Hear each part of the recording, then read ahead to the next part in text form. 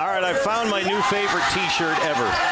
The guy on the right. I can't. I'm a moron. There it is on tape and everything for the director. They'll use that, wear it out. The Rip City Drive with Dwight and Chad, presented by Lazy Boy. What is your strategy for comfort? And here's Bobby Witt Jr. First pitch. Fastball lifted, deep to left field. Benintendi back on the track. It's out of here. Bobby Witt Jr. delivers a go-ahead grand slam. And Chisholm hits one in the air, deep to right.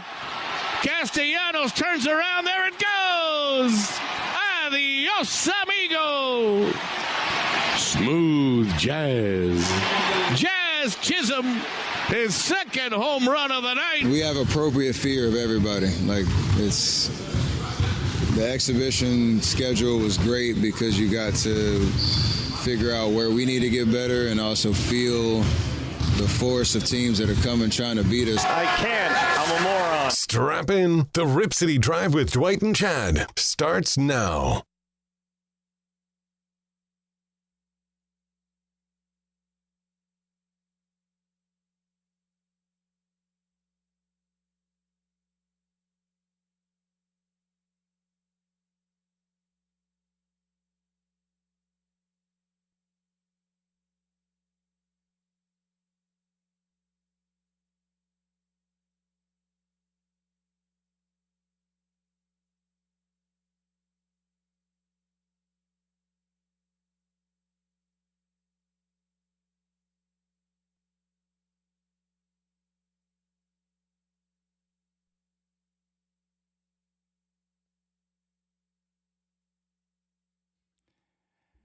All right, Rip City Drive with the Godfather, Dwight James, and Chad doing. What's cracking, my friends?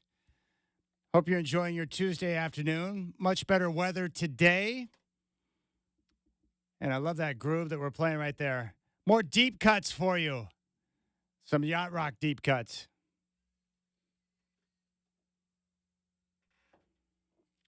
What's up, Godfather? How are things cracking in your world? You know, pretty good, Chad. The weather's better, so I'm better. I kind of look at it that way. Going to try and play some golf after the show today.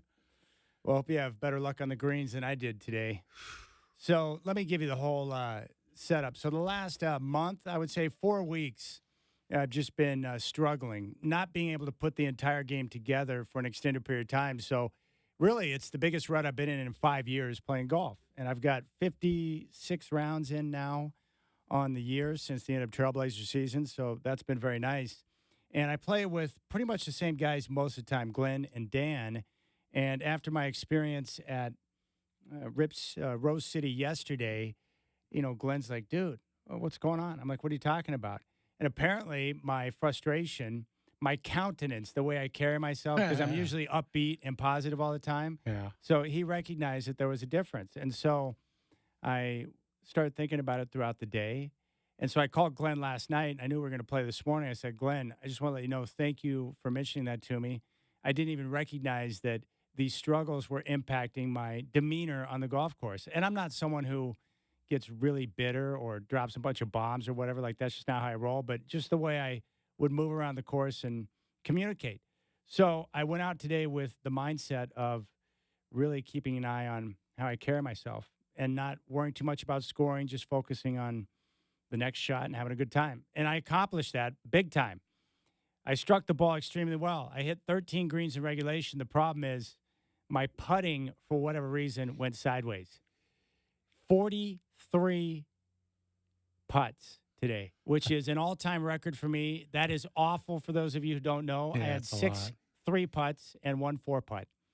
It was awful, but I maintained the positive demeanor. Even Glenn afterwards, he goes, dude, I got to give you a fist bump on that.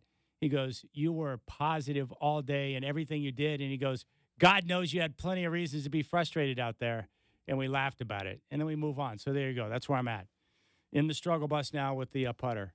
The putter is an evil mistress is what it is. Sometimes it's there, sometimes it gives to you, and sometimes it taketh. Horrible. Yeah, but Chad, you're a good putter. You know that. You're a good putter. Everybody has that day where they, just doesn't work out. It's like So, Kobe going 3 for 28 from the field or something. Yeah, well, it compounds. You miss a putt you think you should have made, and Yeah. pretty soon you start overthinking it. What did I do? I read it wrong. No, I'm not. Pretty soon you start pushing them or whatever, and it happens. But if you're hitting the ball good, that's really all you need to worry about. That's the rest takes care of itself. All right, so until further notice, you can just nickname me 43, and I'd be perfectly okay with that. So you're going to go out tonight. That'll be nice. The evening should be nice before the hot weather comes in. But, yeah, it was a little muggy this morning, but, man, the temperature was good. Very little wind, so the conditions compared to yesterday were fabulous, And spectacular. You're back on your home course today, too, Yes, right? back Yeah. on my home course. That matters. It does matter. So it was great. It was great to be out there. I'm excited about the show today. Chad Brown, former Seahawk, former Steeler, former Colorado Buffalo, going to join the show at 5:20. He is based out of Denver, so he's got insight on the Broncos' so-called quarterback competition. But this is a guy who has played for Bill McCartney, Bill Cowher, Dennis Erickson, Mike Holmgren, and Bill Belichick in his NFL career. Wow. And college career. That's a pretty impressive list of coaches there. He's a very interesting guy. So we're going to go around the NFL with Chad Brown at 5:20, and we've got a lot of other great things we want to get to. But I want to play this. We were just coming off of Pup City, the dog walk with the Trailblazers. You're a dog lover. Ever since I've known you, you love dogs, and you appreciate their friendship. I have become a massive dog lover with my connection with Puppy Shots. He's like my best friend. Michael Shacker is an animal lover and a dog lover, and he brings Dino into studio on a regular basis. So we all have that connection. We love animals. We love dogs, and a lot of people here in Portland feel the very same way. We're not the only ones. Dylan Gabriel, who is now the quarterback for the Oregon Ducks, he went through a very difficult process over the last couple of weeks. He had to put down his 6-month-old dog. Yeah. Because of some type of stomach issue. And he opened up and shared that. And he's got a couple of messages in what he said that I think are really important. So let's take a listen to Dylan Gabriel. I think you Duck fans, you dog lovers out there, all of you will appreciate it. Heartbroken. I think, you just go through life and you learn a lot. And like I said, it's just perspective. You just got to gain it and, trust, God's plan. I think I've always tried to live a life of hoping that I'd just be on that course, at least close to it. And if that's, something that, we've kind of had to go through, then, so be it. But, yeah, I think when you have friends in your life, even if it's a furry friend, they make you smile a bunch. And in a hectic world, I guess it slows it down for you. I got him a week before spring ball, which is crazy enough. A week before fall camp, he passed. But I don't know. I think if it can shed light on, the being vulnerable and just showcasing that we all go through things, and I think it's changed my perspective too. That just people who go through loss and grieve, I think they are shy and scared to love. So it makes me more, on edge of spreading my arms and trying to bring people in and love them up as much as you can. Because like I said, this life, you want to love hard and enjoy every second. That's why there's emotion and passion and not only life, but football, So I choose to still lead with my heart. And, he's taught me that in a bunch of ways, but wild 48 hours, to say the least. But, you come back and you keep swinging. It can be a lonely world at times. I think, the sport we play, you kind of navigate a lot, with, all we go through, and having someone that just kind of understands you, it's powerful. So I recommend it, for everyone. And, if you don't love, with your full heart, then you're not living. So there you go. Dylan Gabriel with some powerful words with the loss of his 6-month-old dog. And I love that because that's a message my Nana used to give me all the time. If you don't love with your whole heart, you're not living. And Yeah. she really believed that, and that's the way she lived with everyone she came in contact with. And so I thought it was pretty awesome because, a lot of athletes in today's world, Godfather, we see it all the time. They take on the tough guy, I've got this type of mentality, and they don't open up and show any type of weakness. Maybe they're programmed that way. They don't want to show any hurt. And then Dylan Gabriel able to open up and talk about losing his little furry friend, and it touched my heart, and I'm sure it did a lot of others. But I truly believe this, that when you have a quarterback who is a terrific player and is going to be a playmaker, that's one thing. But when that guy also is able to open up and show some vulnerability, his teammates are only going to grow closer to him when they see that, one, he's going to make plays, two, he's a very good leader, sets the example, but also he's willing to open up and show his heart, his vulnerabilities. I think that's a very good sign, and I'm just a big fan of Dylan Gabriel, man. The more I hear from him, the more I love. That guy's top notch. He certainly appears to be, and I can really sympathize losing that pet. And you got to remember, he's not from around here. He's in a new land for him, new team, new everything, new school. He's got a lot of changes in his life, but he acquired this pup to be his companion. Yeah. And it's gone after, 6 months? And what a shame. That's really tragic. Boy, he's sure gotten the country covered in his college career. UCF, Oklahoma, and Oregon. I'm just going to hit every point along the way across the country to play some football. So you're right. This is a brand new spot for him. And I've mentioned this story before, but I didn't want puppy shots, right?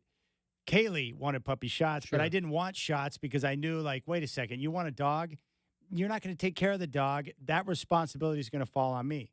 Well, you know how the story ends. Yeah. We got the dog. Yeah. And, of course, the responsibility falls on me, but it didn't take me long to embrace it because I saw the type of friendship and love that Shots brings into the world. And I'm like, okay, I'm down with you. You're annoying, and you screw up my sleep, and you're a pain in the butt to feed. But aside from all that, you're the best. Yeah.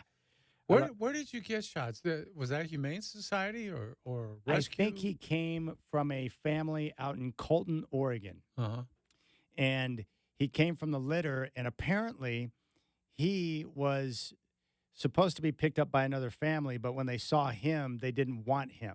Really? Yeah, which is weird to me. He's a really cute dog. I can't imagine that. Yeah, I guess Shotzers may have been like the runt of the family or whatever, but they chose not to go with him. So we were able to swoop in and get him. And, yeah, he's beautiful. Yeah. He's a very handsome dog. Yeah. And so there you go. But Dylan Gabriel, I mean, he's awesome. I've been saying this. You Duck fans don't realize what you're getting in Dylan Gabriel, but he is the real deal. And he's a darn good football player who makes plays and knows how to put his offense in a position to score and score a lot. But more than that, you're getting a leader and someone to rep the university. He's only going to be there for a year, but that 1 year is going to be top notch. I can't believe they went from Bo Nix to Dylan Gabriel. Two great guys and great quarterbacks. It helps when you got Phil Knight money to make everything happen, Godfather. Yeah, Chad, I think this might be something we need to get used to. They might be going this route. I mean, they got the money to do it. You just sit back and take your pick. All right, we're going to keep things rolling here on the show. When we come back, the NFL, Godfather, got a lot of changes going on this year. Oh, yeah. A lot of changes. It's going to be tough to keep up with, but we want to focus in on the kickoff rules and then also focus in on the onside kick rules that will be in place this year, and we'll talk about some of that. Football season's right around the corner, which is awesome. Chad Brown, former Seahawk, All-Pro, going to join us at 5:20. Rip City Radio wants to send you on an unforgettable trip to Victoria, BC on the Black Ball Ferry Line. Check out the contest page at ripcityradio.com today for complete details and your chances to win. The package includes a one-night stay for two at the Chateau Victoria Hotel and Suites, round-trip fare on the Black Ball Ferry Line, a pair of tickets for the Bouchard Gardens, a pair of tickets to the Skywalk, and a pair of tickets on the double-decker hop-on, hop-off sightseeing tour.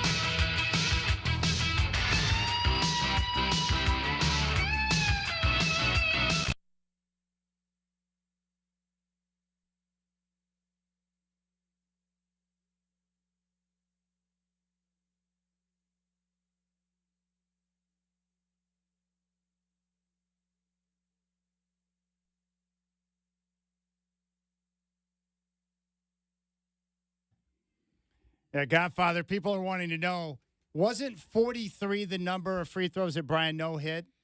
And the answer is no, he hit 49 Yeah, I thought that. when I 49. destroyed him in our free throw competition. He talked so much trash and acted like he was going to get up there and knock him down with no problem. And he put up 49 free throws. That's one of the biggest sports upsets I've seen in my lifetime. I dominated him. I know. I did not expect that. I thought you might What? beat him. No, I thought you might beat him. Thanks but a come lot, on, man. He only hit 49, and all that talk he talked like he was going to go out and, just totally kill you. I knew I was going to beat Brian Noe in the free throw competition because, look, I'm going to be real with you right now. I wanted to play basketball more than anything in my life. I love basketball. I played it constantly. All I did was play basketball for years and years and years. Even if it was raining, I'd be out in the driveway shooting hoop. I had a weird, giddy up setup type deal where I had this little small ladder that my dad had in the garage. I would string the light out and I would prop the light up with rain coming down and cords and electricity, and I would shine it at the hoop, and I'd play outdoors at night. The problem is I sucked, and I couldn't make the team when I got into high school. I tried freshman, sophomore, and junior year, and I couldn't make it. But free throws were the one thing that I could do. I won a free throw competition at the Tiger Cage basketball camp once for hitting the most consecutive free throws of all the people in the camp. I just was good at the foul line. And I hadn't shot free throws in years. But I was like, dude, I got this. Brian Noe's full of dookie. Beans. He is. Bull jive. Yeah. And so I did. I stepped up and knocked him down. But no, he hit 49. I had 43 putts today. Both really bad. Let's just put it that way. No, my putting today was as good as Brian Noe's free throw shooting. But what did he have to do? I'm trying to remember all the things he had to do after losing that bet to you. Not much. The real loser in the bets that we had was when I said there was no way, it was not even possible that New England was going to beat Kansas City on the road in the AFC title game. Yeah. And because I did that, I agreed to all sorts of punishments if the Patriots were to win that game, which they did. And so I had 2 weeks leading up to the Super Bowl of all these different things I had to do. I had to write on the whiteboard, I will not use the word impossible again. Like every day after work, 100 times. That sucked. Mm-hmm. I had to eat a hot dog every day for 2 weeks. You can imagine what that did to me. I had to wear Uggs on set on television, which was bad. I had to do yoga poses in my Ugg boots on set on TV in a Patriots jersey. I had to burn a John Elway jersey and make a video of it, which I did. And I did it out in the back. And there was this, I set up the fire pit. I torched my Elway jersey. And then Puppy Shots is just looking at me like, dude, what are you doing? But I did. I had to burn an Elway jersey. And that one really sucked. A lot of bad things went on. That's what happens when I bet. I have learned in my life that betting leads to bad things. Even if it's a good friendly with Brian Noe, I ended up suffering big time for that. Well, you lost a good one to me, I can tell you that. I did. Yeah, I paid up big for that one too, down at El Gaucho. Feasted on that one. But at least I wasn't going through a bunch of assorted punishments. Right. I got to at least sit down and enjoy a good meal with you. Yeah, you got to go have the meal too. So. I got to have great service from Ian and Jillian. Yeah. I'm okay paying for that, Yeah. I'll pay for Jillian to come over and talk to me at my table and Ian, but I don't want Brian Noe to make me suffer like that. So, yeah, what can you say, man? Just a bunch of nonsense in my life. But that was that. Yeah, but the funniest part of that bet was for 2 weeks, no matter what I was tweeting about, I had to add the hashtag TB12 for life for Tom Brady, right? And his whole company. So when I was at the Trailblazer games, Dame could have a big shot or whatever. Dame with a big three, hashtag TB12 for life. And Noe thought that was hilarious. And it was. So there you go. That is that. But the hot dog thing was awful.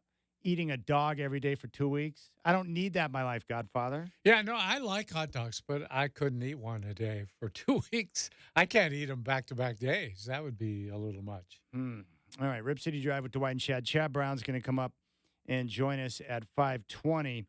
I want to go over these NFL kickoff rules and onside kick rules.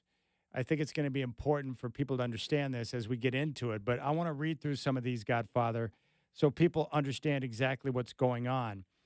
In regards to the onside kick, this is the big chance or big change that's going to happen with the rules. When the fourth quarter begins, the team trailing has the opportunity to declare an onside kick to the officials. Current onside kick rules would apply if onside kick goes beyond the setup zone untouched, kicking team penalized in that type of situation. So what the league is trying to do, Godfather, is one, with their new kickoff rules, which we'll get to in a moment, they're trying to encourage more returns because the returns have gone away. Yeah. Kickers booming in the end zone. The reward's not there because if you down it or take the touchback, you're going to get the ball at the 25-yard line. So with the new kickoff rules, they're trying to encourage kickoffs. And by limiting the onside kick situation, they're trying to minimize the severe collisions that take place in those type of setups. So player safety, which I always find hilarious when the NFL talks about player safety, but those are the big setups there. But now for the onside kicks, you have to declare what's going on, and it can only take place in the fourth quarter, which I guess isn't too big of a deal because late in the game, when you go into your onside kick setup, everyone knows what's coming anyway. Sure. Yeah. Now the score dictates it most of the time. The score will dictate it. Now, what you and I do like is the surprise onside kick. We've seen it happen in Super Bowls. Sean Payton is a guy, as a coach, that likes to use the surprise onside kick. And that's where you set yourself up like a normal kickoff, and then you get the little squib kick from the kicker trying to catch the other team off guards. Mm-hmm. That's gone the way of the spotted owl. It has. We looked it up last year. I knew about one of them because I'm a Bronco fan. In the very first game of the year, the very first kickoff of the season, the Broncos were playing the Raiders, and they went with the surprise onside kick. It was unsuccessful. I remember that much. The Raiders got the ball and ended up getting points out of it. But that ended up being the only surprise onside kick the entire year. One. That's hard to believe. All season. So if they do away with it, we're not missing much. Yeah. Nobody's doing it. They gamble. I think they gamble less on stuff like that now every year. It just seems to decrease. Well, the thing is that ever since they changed the rules of the onside kick where you can't have all the guys loaded up on one side, it's nearly impossible to convert in the NFL. And I hate that because when your team's trailing and it's late in the game, there should be some, I'm not talking about a 70% chance, but you want to at least have some element of possibility or surprise for the other team to get the ball. I agree. And they used to have that with the old onside kick rules, but now the onside kick is a very low percentage play. I wish they would have adopted that rule they've talked about where in those situations late in games where you could have your choice. You could go for the onside kick or like 4th down and 25 or 30. Right. And if you convert, you get the first down and can continue to the drive. I thought something like that might be pretty awesome to have at least a Hail Mary type chance to keep yourself alive in a game. Mm-hmm. Yeah, I like that too. But you haven't even gone into the kickoff rules changes yet. Yeah. Because if people haven't read up on this and they turn on for the first game of the season. And what the flip's going on out there. Nobody's going to understand what's going on with it. Okay, bear with me. I don't want to confuse anyone, but I'll run through some of the details. And Godfather, if you want to jump in at any point on these, you can. I'll try.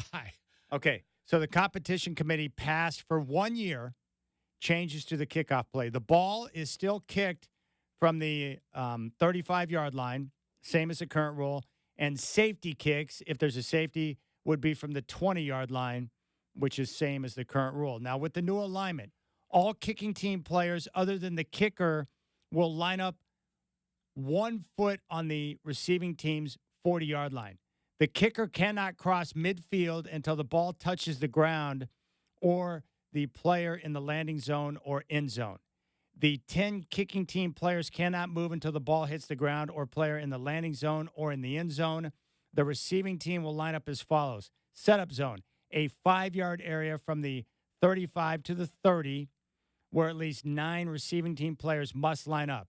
At least 7 players with 1 foot on the 35-yard line, restraining line, with alignment requirements, outside numbers to the hashes, and inside hashes. Players not on the restraining line must be lined up in the setup zone outside the hash marks. All players in the setup zone cannot move until the kick has hit the ground or player in the landing zone or in the end zone. A maximum of 2 returners may line up in the landing zone and can move at any time prior or during the kick. Yeah, I was glad to hear that last part. If you're going to try and kick, receive the kickoff, you ought to be able to move Yes. before it lands. That Yes, would be absolutely. a good thing. Yeah. So really, this is going to be pretty crazy. One, you've got this landing zone, which is from the goal line out to the 20-yard line. Right. And the kickers now are going to have to be precise in where they want to deliver the football. If you go past the landing zone, if the ball bounces in the landing zone and rolls into the end zone, the receiving team must either pick up and return the football, or they've got to down it in the end zone, which would be a touchback. Isn't that the one that's to the 20?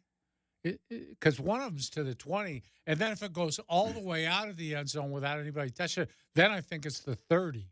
There were two of those conflicting kind of. Any kick that hits in the landing zone and then goes into the end zone must be returned or down by the receiving team. If downed, then the touchback goes out to the 20-yard line. Yeah. So it behooves you to try and return it. That's right. Kick hits in the end zone, stays in bounds, returned or downed. If down, then the touchback goes to the 30-yard line. Any kick that goes out of the back of the end zone in the air or bounces is a touchback that goes to the 30. So if you're a kicker and you kick it too far into the end zone, touchback, it's going to go out to the 30-yard line. And with the NFL offenses, it's going to be very easy for them to score. Yeah. Obviously. The 30-yard line. That's great field position right there.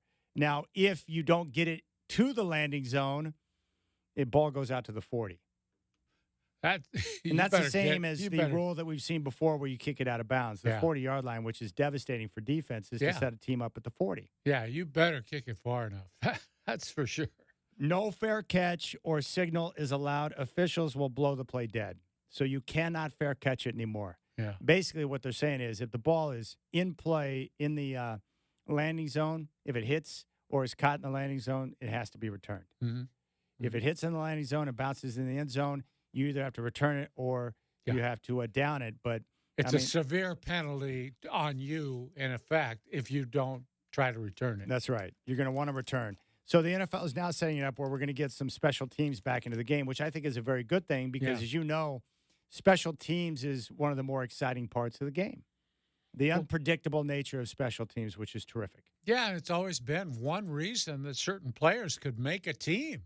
You know, just your energy and toughness on special teams can gain you that spot if all else is equal. Yes, so let me go through the landing zone once again. Landing zone is the area between the receiving team's goal line and its 20-yard line. Any kick that hits short of the landing zone, treated like kickoff out of bounds, and the ball is spotted at the 40. You'd have to be a real dum-dum, and you'll have something to explain to your coach if you can't get it to the landing zone. That's right. That's bad. So the ball would be spotted at the 40-yard line. Play would be blown dead as soon as the kick lands short of the landing zone. Any kick that hits in the landing zone must be returned. Any kick that hits in the landing zone and then goes into the end zone must be returned or downed by the receiving team. If downed, then the touchback goes out to the 20. The kick hits in the end zone, stays in bounds, or returned or downed. If down, then the touchback goes to the 30. Any kick that goes out of the back of the end zone in the air or bounces, touchback, and it goes out to the 30-yard line. Yeah. Very interesting. Yeah, it's one of those things, too, that you really don't know what the average outcome is going to be until you see it for probably a couple weeks. It says here that the setup zone and landing zone will not change with any penalties that carry over to kickoffs. Alignment of the 10 kickoff team players and all receiving team players would not change. Only the spot of the kick would be moved. Penalties on scoring plays will not carry over and will be taken on the try. Penalties on the try may carry over, and if they do, only the placement of the kicker will change. And for a safety kick, the kick will be from the 20-yard line, and the kicker will have the option to use a tee. The setup zone and the landing zone will not change. So there you go. So for the safety kick, you can use a tee or you can do the free kick. Your choice. Yeah. User's choice in that situation. I also saw that if the wind blows the ball off the tee, like we see sometimes, well, if it happens more than twice, used to be you'd have to have a player come over and put his finger on the ball, like the old Peanuts cartoon. But now you can bring the stick out from the sidelines and use the stick to hold the ball in place. I think that's fair. I've never understood in the NFL when you see a guy go over in a windy stadium and one of his players has to get down and hold the ball up on the tee, just like we were back in our backyard when we were kids. Did it remind you of playing in the schoolyard in the old days? Absolutely. And I never wanted to do it with my brother because, dude, he would kick my finger, and I know he would do it on purpose. Yeah. I was afraid. Well, I was So one of I those would guys. move my finger right before he got to the ball. Exactly. I used to be that guy. I would say, yeah, I'll do it. Sure, Yeah. I put my finger out there. But when he's just started to swing his leg, man, that finger was out of there. Crazy. Because guys would kick your finger, not because they wanted to. They were just not very accurate. I remember in college when they used to have that little platform, the rubber platform. that Block of wood. Yes, Yeah. you could put the ball on. It was like Uh-huh. it was like teeing up in the, teeing up for your driver. Yeah, it was like using a golf tee. Major advantage. Uh-huh. And then they switched that around real quick and, eventually had it to where you got to place it on the ground. But that was a major edge to be able to prop it up on that block and just boom it off of that. You get clean contact Yeah, most I of the remember. time. Yeah. So there you go. Those are the changes. I really don't have a take on the changes, only because I got to see them in action. Yeah, of course. If I think it's going to work out really well. I think this is going to be something that people at first are going to be like, what in the world's going on? But I think when they see that they're encouraging returns and there's going to be more action and obviously more opportunities to pick up yards and potentially score, big plays, I think people are going to be on board with it pretty quick. See, I remember when they were talking about rule changes on kickoffs, and what they did, they brought special teams coaches in from all the teams, and they sat down at a table. Some of these guys had a plan in mind, other guys didn't, but they hashed this out for a while, trying to figure out what they could do to remain safe, but at the same time encourage kickoff returns. And we'll see. Everybody wants more kick returns. 90-yard kick returns are one of the most fun things in football. That's why I wish Belichick was coaching this year. It's going to be fun to watch. There are a few guys in the NFL who are like special teams gurus, right? Mm-hmm. And they'll find a way. They'll find an edge with the new alignment and the setup, and then all of a sudden you'll see a couple of teams start to pop. Maybe the Ravens or somebody else who's really good in the special teams department.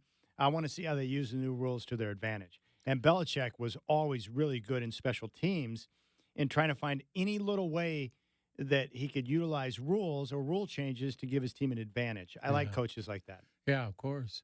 I think what this will do, too, it'll put a real premium on place kickers who can aim the ball where they want. And some of these guys are really good at targets and being like you see it in kickoffs the old way, where a guy would intentionally kick to the left or to the right, and you see the guys who are covering the kick flood that side of the field, knowing that's where the ball was going to go.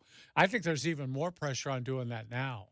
One of my favorite punters of all time, Mike Horan, who punted for the Broncos for years, he was a coffin corner punter. That's what he was known for, a directional kicker. And so he was really good at booming the ball and angling it towards the sideline. And a lot of times he'd get enough hang time where one of his cover guys would get down there and catch it in the air because the receiver, the return guy, would wave fair catch and get out of the way. And one of his guys would get down there and catch it, and they could spot it inside the 5. Yeah, you don't hear that coffin corner kick much anymore. It used to be the thing. What you see guys doing now is they do the drop kick when they're, kicking around the 50. They're trying to pin them deep, and they put the backspin on the football. They're trying to get it to bounce and stay up, almost like putting backspin on a chip shot, and they try to do it that way. But, of course, the pigskin bounces the way it wants to bounce sometimes. Yeah. It's hard to do. And a lot of guys, you know that, like, that's a big advantage. When you can pin a team inside their own 10 or inside the 5, you put your defense in a position to make a play. But a lot of guys, they just give it an old boom, and then next thing you know, touchback, and the ball goes right back out to the 20. So the guys who can do that, they're valuable. That's why these kickers, it's going to be fun to watch them using their foot like a little sandwich, right? A 60-degree loft, trying to pop it in there and put it in the spot where a guy, has to catch it and get in that landing zone. You don't want the ball out to the 30. You got to be precise with your kicks. And then you'll see some teams that just suck at kick coverage, and they'll just tell the kicker, just kick it out of the end zone. Yeah. We can't cover anything today, guys. Yeah. So boom it out of the end zone. We'll put our defense out there on the 30. Yeah, I'd be interested to watch some of these early practices. I bet you're seeing the place kickers over on their own field, a ways away, just trying to hit that landing zone over and over and over again. because Fascinating. it really does. And I would assume you want that kick to go really high. You want a pop-up so that your cover guys have a chance to get ready, at least see which direction the ball's going to be. Now, they can't go until the guy catches the ball or it touches the ground, but still, you'd know the direction it was headed. You'd be able to go that way. Because there's not a lot of time when you're that close. You're right. I want to see a guy sky one up in the air. Yeah. That'd be awesome.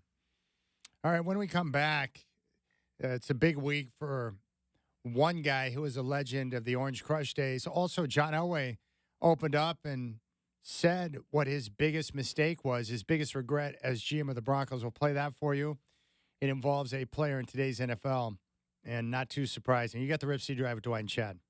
It's so important for students to have the tools they need for a successful school year, and to that end, we have partnered with our friends at Lazy Boy for the annual Stuff the Bus School Supply Drive. Now through August 19th, donate a backpack or 10 miscellaneous school supply items at any of the 6 local Lazy Boy locations, including Salem and Eugene, and you'll receive up to 25% off on your Lazy Boy purchase. Some exclusions apply. The Salvation Army will distribute your donations to local families in need, and as always, we thank you for your generosity. Get more details on the community page at z100portland.com.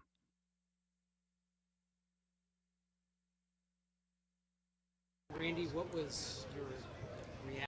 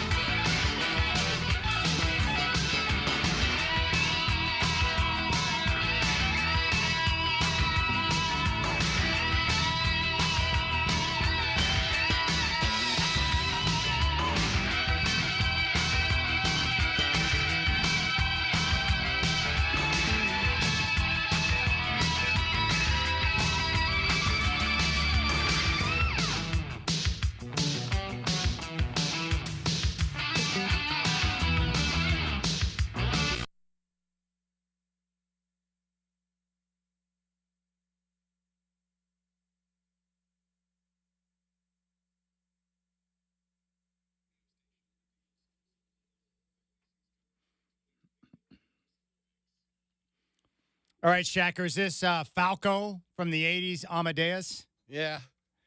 Weird video, by the way. I've seen it recently. Needs to be touched up, taken care of. It's not in high def. It's falling apart. All right. Ooh. Ew.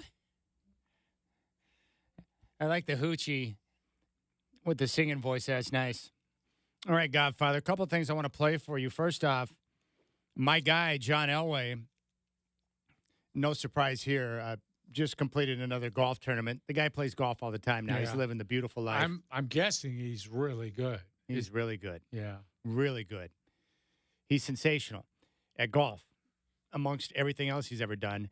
But he actually sat down and had a chance to talk to some guys from DraftKings. And I was surprised. He actually opened up and admitted to his biggest mistake during his days as GM with the Denver Broncos. And I think it's cool when legendary studs who don't have to say anything can admit to errors. Yeah, I screwed this one up. And he did screw this one up. There's no doubt about it. But take a listen to this. John Elway opening up about his biggest gaffe as Broncos general manager. How did you not get Josh Allen? I feel like he is exactly your type. I know, he is. And The one believe me, that got last away. year I played with him, and I'm wondering how long is it going to take him to realize that I passed on him and took Bradley and Chubb instead? Yeah. It's crazy. And it took him 2.5 holes to bring it up. And I loved him, right? Yeah. But it just, He didn't was work your out, type. and That's he the was one. my Yeah. type, and you're right. That was probably my biggest mistake of my GM days, was not taking Josh. Wow. He admitted to it. Yeah. We took Bradley Chubb. We didn't have a quarterback. I should have taken Josh Allen. And you know how these things in the draft goes. You pass on a guy, and not only do they turn out to be good, but they turn out to be one of the best in the game. Yeah, I think people in Portland might understand that little principle. Yeah. Wait a second. You could add MJ? Yeah, I know. Oh, we You could had have Larry Clyde. Bird. Yeah. Wait a second. It's so bad. You could have kept Moses Malone in your training camp and you traded him away. Oh, Yeah. Nice moves. Yeah, not a good scenario. So props to John for stepping up and admitting that. But all sins are forgiven. He can do anything he wants to me now, and I'm good forever. Once he went back to back, I was golden. Yeah. Then he came back and saved the Broncos after Josh McDaniels tried to ruin the franchise and embarrass Pat Bowlen, the great owner of the Denver Broncos. And then he took over the football side and led them back to 2 Super Bowls and got a championship with Peyton. Mm-hmm. He didn't need to do that for me, and yet he did that for me. Thank you, John. He just did that for you. Yeah. I did not know that. That was Huh. amazing. I That's mean, that cool. is how, talk about redemption.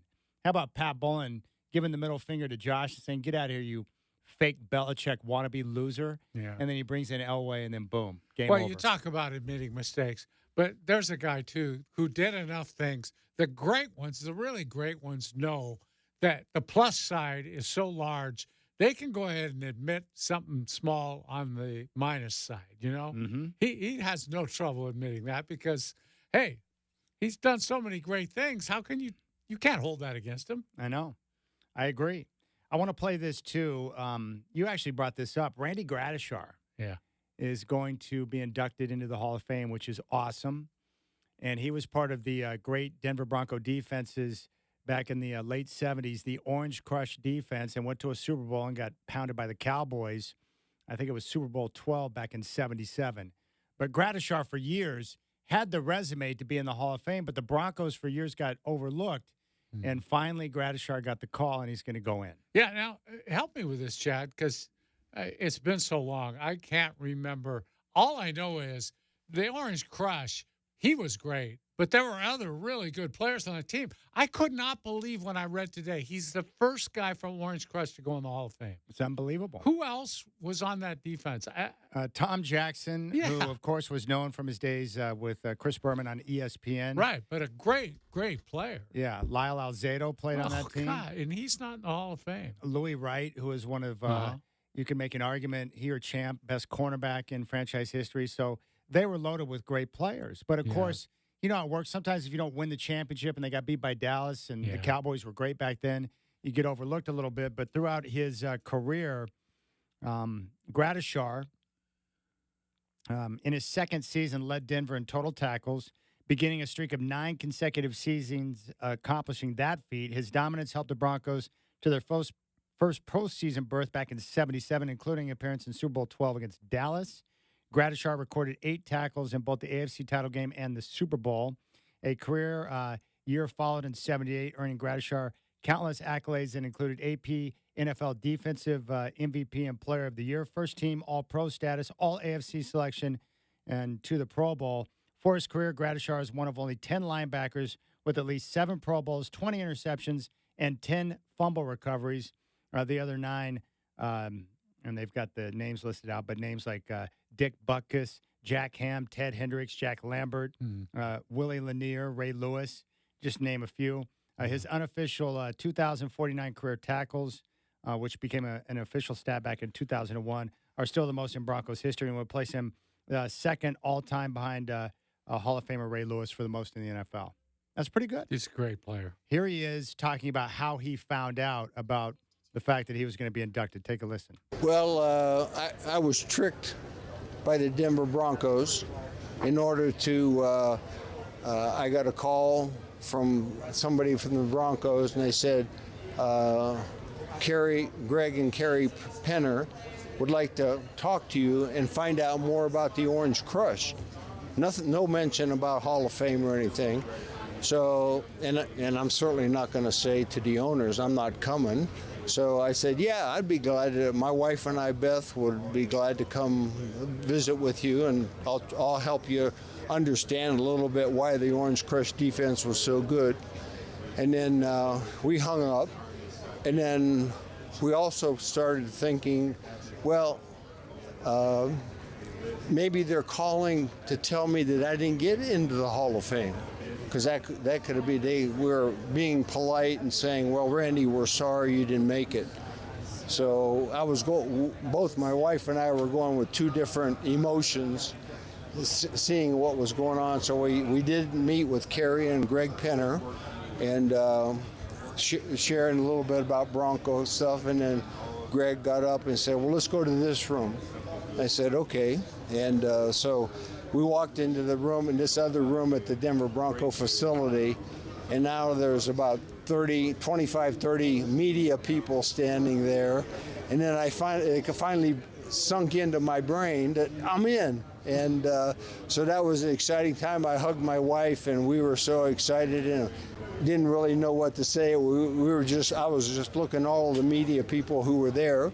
And then all of a sudden I turned a little bit farther to the right, and a guy named Tom Jackson and Billy Thompson were there, and certainly everybody knows that we all played together on that Orange Crush, and just realizing the final call has come. I've been only waiting a couple years in order to do this, and so finally the honor came, and I'm just very excited, a fantastic feeling, and both my wife and I, and coming here to the Super Bowl and being recognized for that, and then eventually getting back to Canton, Ohio.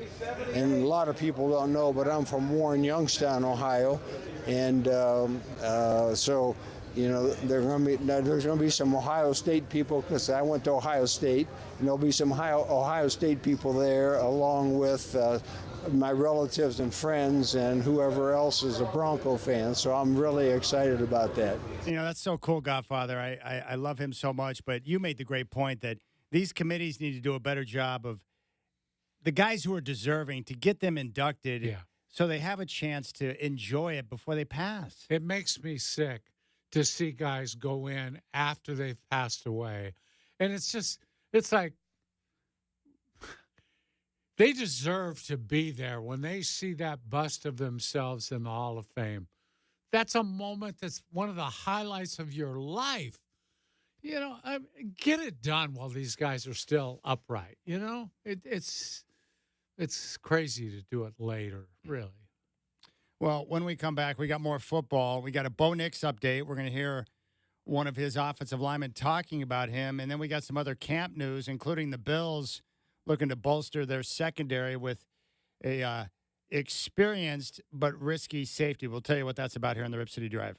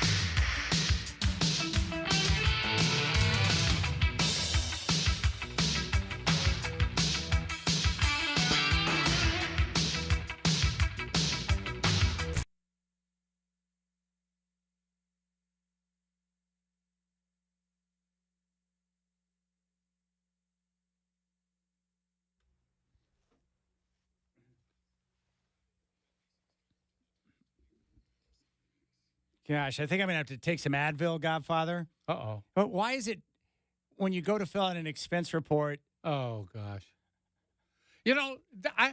I've never filled one out here. Yeah. So do you have to do them for us? Is that the deal? Because you're working on Justin's, right?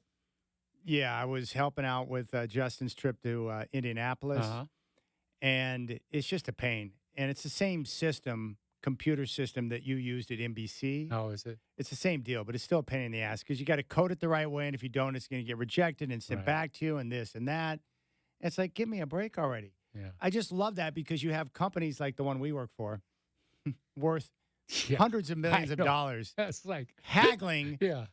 Haggling. You're $3 off on this. Could you please fix this or you're not going to get paid at all? It's just like, give me a break, all right? know. It's like, come on, man. Yeah.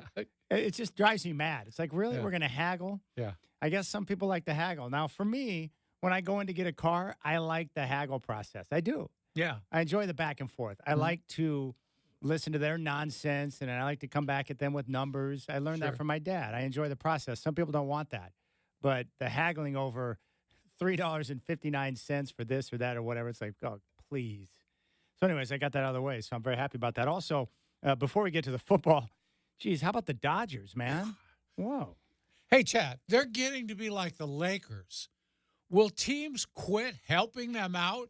They're good enough as it is. You don't need to keep handing them players at bargain basement prices at the trade deadline. I don't get that. So the Dodgers, they go out and made a major move. They've upgraded their rotation.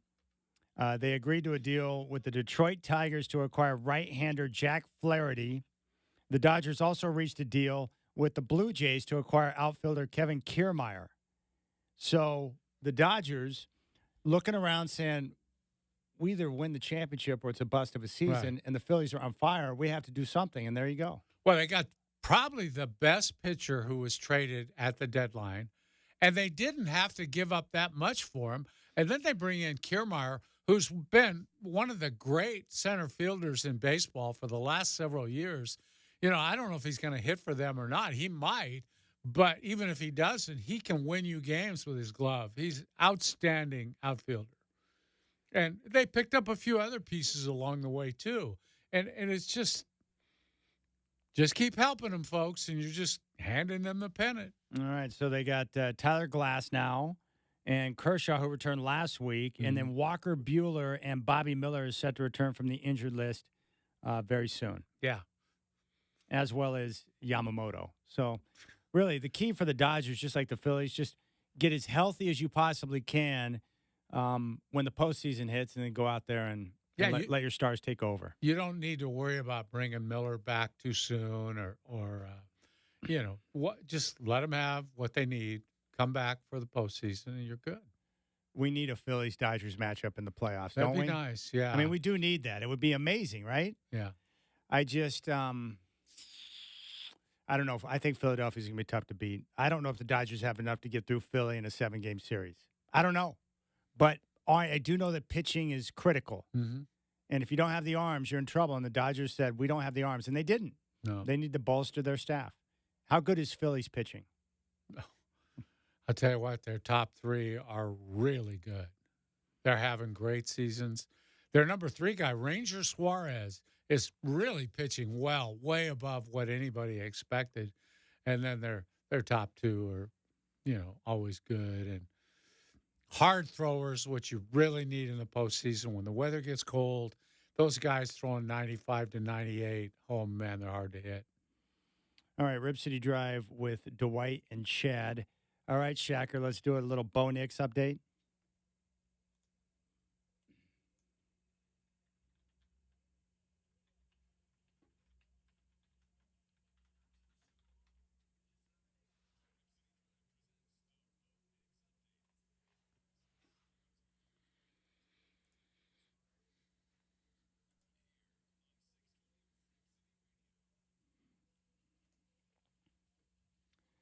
All right, Godfather, I'll ask you this before we get to Mike McGlinchey. What's your take on the Broncos quarterback competition? Do you think it's a legitimate competition, or do you think that Bo Nix is going to be the eventual starter? And Sean Payton is just making it appear to be a competition so that people will, accept him when he gets the job. How do you see that shaking out? Sean Payton's just trying to validate Bo Nix as the starter by having a so-called competition. I don't think it's really a competition. He's known all along what he wanted to do. He's that kind of guy. I don't see him as a kind of coach who says, guys, let's just sit back and see who wins this competition. Now, he knows these guys without having any competition. He knows what he wants to do, and what he wants to do is go all in on Bo Nix, a guy he took high in the draft. Well, one of the smart guys on the Broncos team, Mike McGlinchey, their gigantic right tackle that they brought over in free agency last year from the 49ers, played his college ball at Notre Dame. Now he's getting a chance to work with Bo Nix, and he talked about him after practice. I think certainly his maturity is something that everybody is speaking to. He's learned fast on the job, and he's a very competitive dude, and he takes a lot of pride in not screwing things up, or if he does once, he's not going to do it again. He takes the little small details, such as like the cadence. It's tough when he's always coming out asking the rest of us, hey, how can I do that better? How can I do this better? Bo's been an impressive person in our locker room, both as a player. I think he's picking things up incredibly fast and doing a great job. But as a competitor and as a teammate, he's done a great job too. So I think Bo's on the right track. I think he's gonna take the coaching that he's gonna get. He's got some of the best in the world helping him out, and I think he's gonna do great things for us. He would not say that if he didn't believe that. Exactly. See, the coaches have to say good things. Yes. They don't have any choice. They have to say good things. And they'll say good things about all three of those guys in the so-called competition. This guy, he doesn't have to say anything. He can just sort of say a couple words and pass on it and move on to something else. When you get words like that from a teammate, a respected player on your team, that's worth way more than anything the coach says. That tells me everything I need to know right there. Yeah. And you know how players operate. If they don't have anything nice to say about a player, they just won't say anything. No, he wouldn't. No, because he's coming out in support of Bo Nix.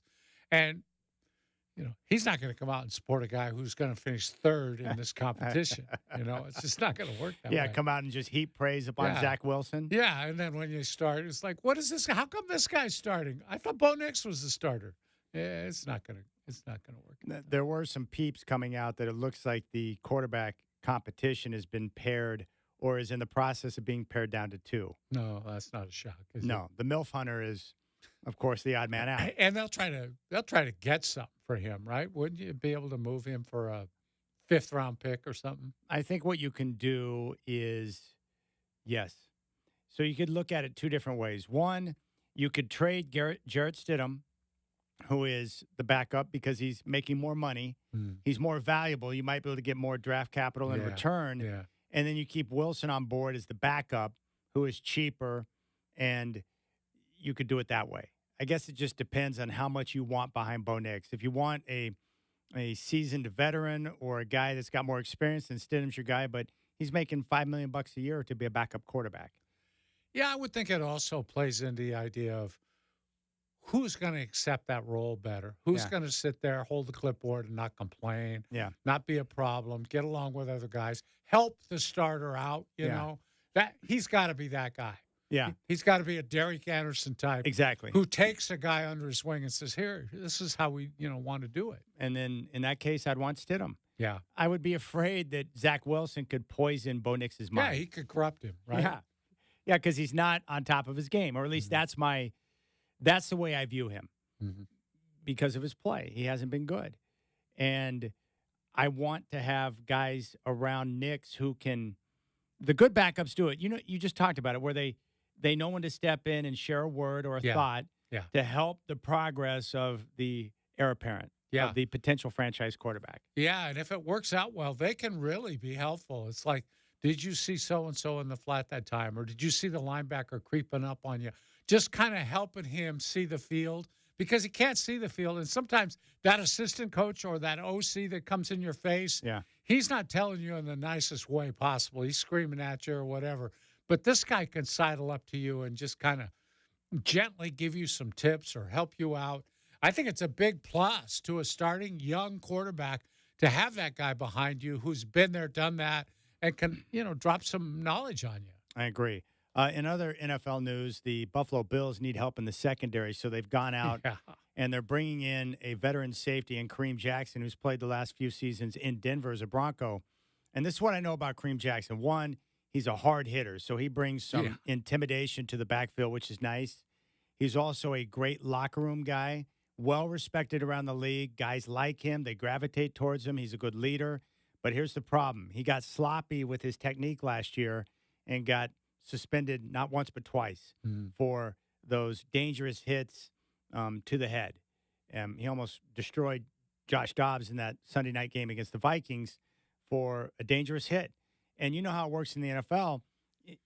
Even if the rules are a little bit crappy for defenders because you don't give them really any target to be able to hit a guy, and sometimes it's not their fault, he put himself at risk and other guys at risk for his play last year, got suspended for it. And you have to be available and not put your team in a compromised situation. So I hope that he's able to take from what happened last year and learn from that. Now, until last year, he had been clean and was not looked at as a dirty player. But those hits last year, he had one in the second game of the year against Washington, which was dangerous, the one against Minnesota. And so Denver was put in a tough spot where they needed help at safety. He was off the team, but they didn't want to get rid of him because such a great locker room guy. Yeah. I remember the Dobbs hit most of all because that was his second one. And I thought, oh, man, he's going to sit for a while now.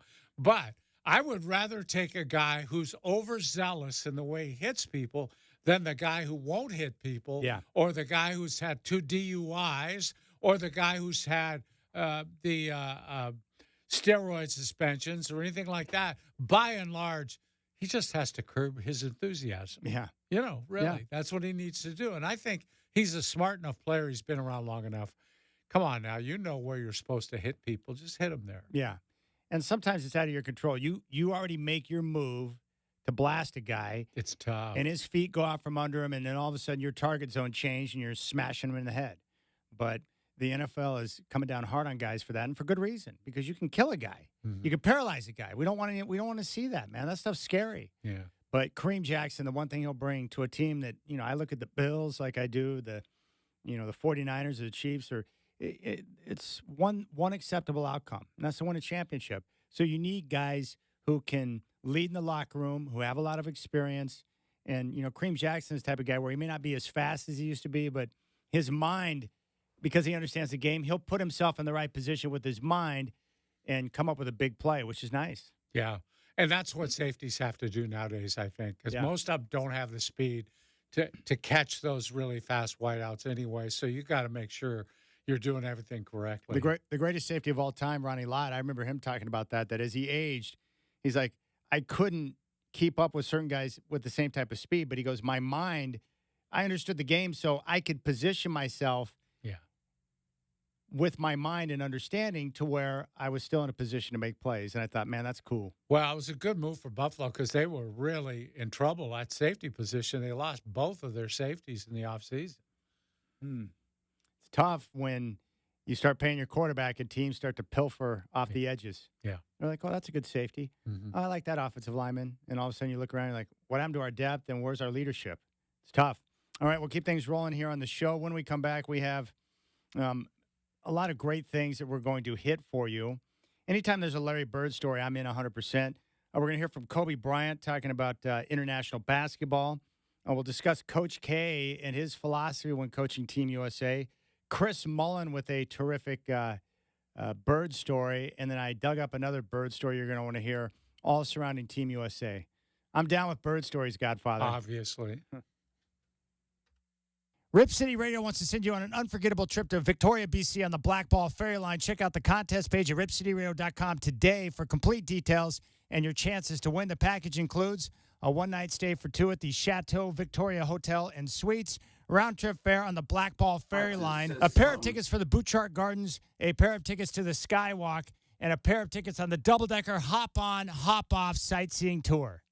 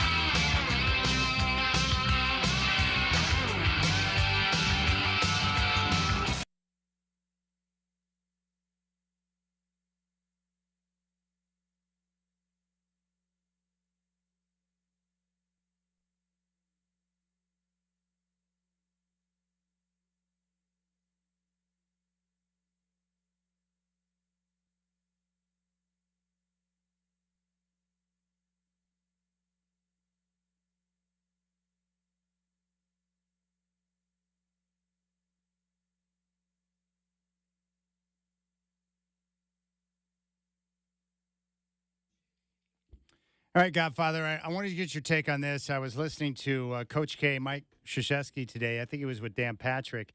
And Patrick asked him about what it was like coaching the Olympic teams and how you handle playing time when it comes to having so many stars, right? And we're seeing this issue come out with Steve Kerr right now where he's having to pussyfoot around and apologize when guys don't get a chance to play or he forgets to start LeBron in the second half or whatever the case may be. We saw it with Jason Tatum in their last game. Well, I love what Coach K said where he goes, look, it's not possible to give every single player the amount of shots and the amount of minutes that they're going to want. So he goes, I went to everyone on the team and I told him, I said, look, the only thing people are going to remember is whether you won gold or you didn't. That's it. Mm-hmm. No one's going to care about how many points you scored, how many touches you got. It's only going to come down to one question. Did you win? And that's what it comes down to. So he told all of his players that, and then he actually had them sign agreements and commit to doing whatever it took to help the team win, period. If that meant playing more, you do it. If that meant less, if that meant not starting in the second half, whatever the case may be, he would do that. And once he got everyone on board to buy in with whatever needed to be done to win games, then he would go about setting up a 9 to 10 man rotation. Mm-hmm. And then from there, he said he never substituted 5 for 5. He would always have someone else on the court. Sure. But he would have like a 9 to 10 man rotation. And then he said when it came to closing time, the final 5 minutes of a game, he had a separate closing unit that he would lean on for those type of situations. Yeah. But I thought that was fascinating. How about going to each player and saying, look, I need you to commit to doing to whatever it takes to win. And remember, the only thing that's going to matter when this is all said and done is whether you won or not. I thought that was genius. Yeah. I was like, dang, true, that's why he's too. Coach K. Yeah. It's so true. I can't even remember. All I know is, this is the year they lost. And they won all these years. But if you asked me, other than the 92 team, if you asked me to name the players on the team, I would have a real struggle with that, let alone name the starting lineups on those teams. But the big deal in this country is you win gold and you're a hero. And if you don't, you're a bum. And that's pretty much the way it works. Yeah. If you're the Americans and you've got all of your top-notch NBA players competing in the Olympics, you have to win gold. Yeah. That's fair to me. No question. They should be expected to win gold. I'm sorry, but silver or bronze is not going to get the job done, fellas. Yeah. The talent level, you've seen it out there, right? I mean, even with the things they have to overcome with the lack of continuity or not having a chance to play together like some of the European teams do, and the difference in rules and the changes there, you got to go out there and find a way to get it done. Yeah. It's the one time in their entire basketball career where they're not the big man on the floor. It's like, can you just subvert your talents here for a couple of weeks and help us win? They never get asked to do anything but be the star, most of these guys. And you were talking about this yesterday. They're over there. I'm sure a lot of them find it to be a great honor to play for the country, but why are a lot of athletes, in particular the basketball players, in the Olympics? Why is it important to them to be over there? For their brand. And to make money, frankly. Like for the NBA guys, it's a big money deal. It means endorsements. It means bigger contract in the future, probably. There's so many things, let alone the prestige of winning that gold medal. That's a big deal. That's something you put on your resume. It stays there forever. Yeah, you're a gold medalist for life, right? Yeah. All right. I want to play this. You sent this over to me. Obviously, Kobe Bryant is in my top 3 of favorite athletes of all time, but he was someone who won gold and understands the difference between international basketball, the NBA players, and this is a guy that grew up overseas as well, so he's very well versed on this. And Kobe was talking about the international teams and how they do a much better job of all the things that you talk about, the passing, the cutting, the moving. I mean, functioning as a unit, right? Instead of one-on-one basketball. Yeah. It's a big deal. Here's Kobe. Take a listen to this. Well, I think some of the highlights are how similar the styles of play have become now. From international to the NBA, it seems like the NBA has kind of adopted a lot of the international style of playing, of screen rolling and spreading the floor and things of that nature. I think The international teams did a much better job moving, passing, cutting, screening. I think a lot of that has to do with just growing up playing with each other a lot more, than our guys have. Well, yeah, I think it's the teams that. All right, there you go. There's Kobe Bryant, talking about the international play. And I guess this is something that Coach K talked about as well, Godfather. But, is it time where we as a country, that USA Basketball takes a look at how everything's being done in terms of development from a young age up until high school, college, and then into the NBA, to where we do an overhaul? Because AAU does not appear to be the answer for the long-term growth and success of basketball in terms of the way the game needs to be played. Yeah. I would agree, Chad. It is time, but getting there is going to be a real problem. You have the colleges involved. They're part of the feeder system. Unfortunately for them and for us, they're not as good a feeder system anymore because players don't stay there. They don't stay there long enough to improve, and then they're jumping from one school to the next where they're probably not getting the sort of developmental help that they need in many cases. So, and it has to start before that. It starts in the high schools. Now, do you want to go to a system like Europe where you put them in academies and you bring them in and you turn them pro earlier and they bypass college in many cases? There's all sorts of possibilities on what you could do differently. But the big thing is they have to be taught basketball in a different way. They have to be taught that way where you learn the fundamentals first and then you learn the fundamentals of playing on a team. Yeah. I think the problem is, or at least one particular issue could be, that you have kids who have great talent, and it shows at an early age that they could be a good basketball player. But I think sometimes maybe the motive for why they play the game isn't because they love the game as much as it is they're looking for a big payday. Yeah. So the motives, and then that feeds off itself in AAU, where you get these individuals who are trying to showcase what they can do because they want to better themselves to get the payday. Yeah. It becomes a very solo kind of operation. Yeah. It's not your team, it's you. It's a you And they're thing. all playing. If you've seen AAU basketball, they're fighting each other for the ball and for scoring leaders and all that stuff. And it's just a shame that it has to be that way. Yeah. Because it shouldn't. Kobe continued his thoughts. That they were playing against, you have to keep in mind that they have been playing together for a very, very long time. The culture of European basketball is much different than that of the States, where a lot of these teams grow up playing together, international basketball together, playing for the national team together, whether it's the junior, 15, 16, 17 U teams. And so they have a natural understanding of what they like and don't like and how they play defense together, offense together. They know how each other think. And that was a huge leg up for them. And we put together a group of guys that are really, really talented basketball players individually, but haven't had enough time together yet to be able to figure out how to take some of these teams apart. There you go. That's everything you talked about. Chemistry, not having a chance to be together, teams, a group of stars thrown together, and you got to figure out last second. That's not the best way to grow. That is such a smart piece that it ought to be kind of written down and passed around, in the basketball community. Because, and you inferred this earlier, Chad. I know what front offices say because I've been close to those people.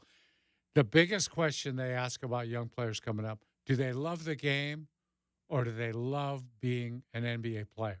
Yeah. And there's a big difference there. A huge Some difference. guys just want to be an NBA player. Yes. Let me give you an example. Coach K mentioned this.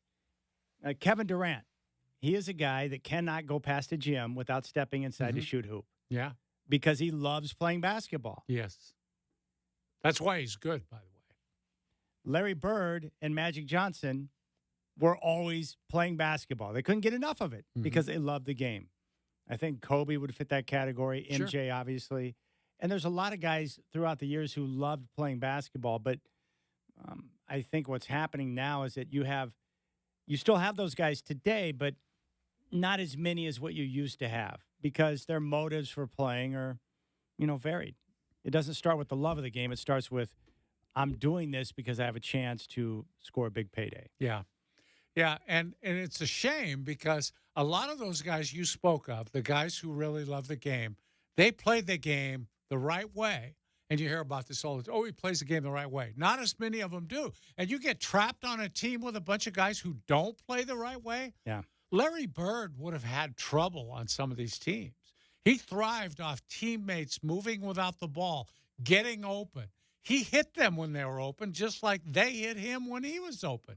But if you play on a team where it's every man for himself, guys like that, they're stuck. You'll never know how good they could have been because nobody's playing the right way. Well, I love the fact that I go back and watch some of these older games on YouTube, but, like watching in the 80s, Celtics, Lakers in the finals.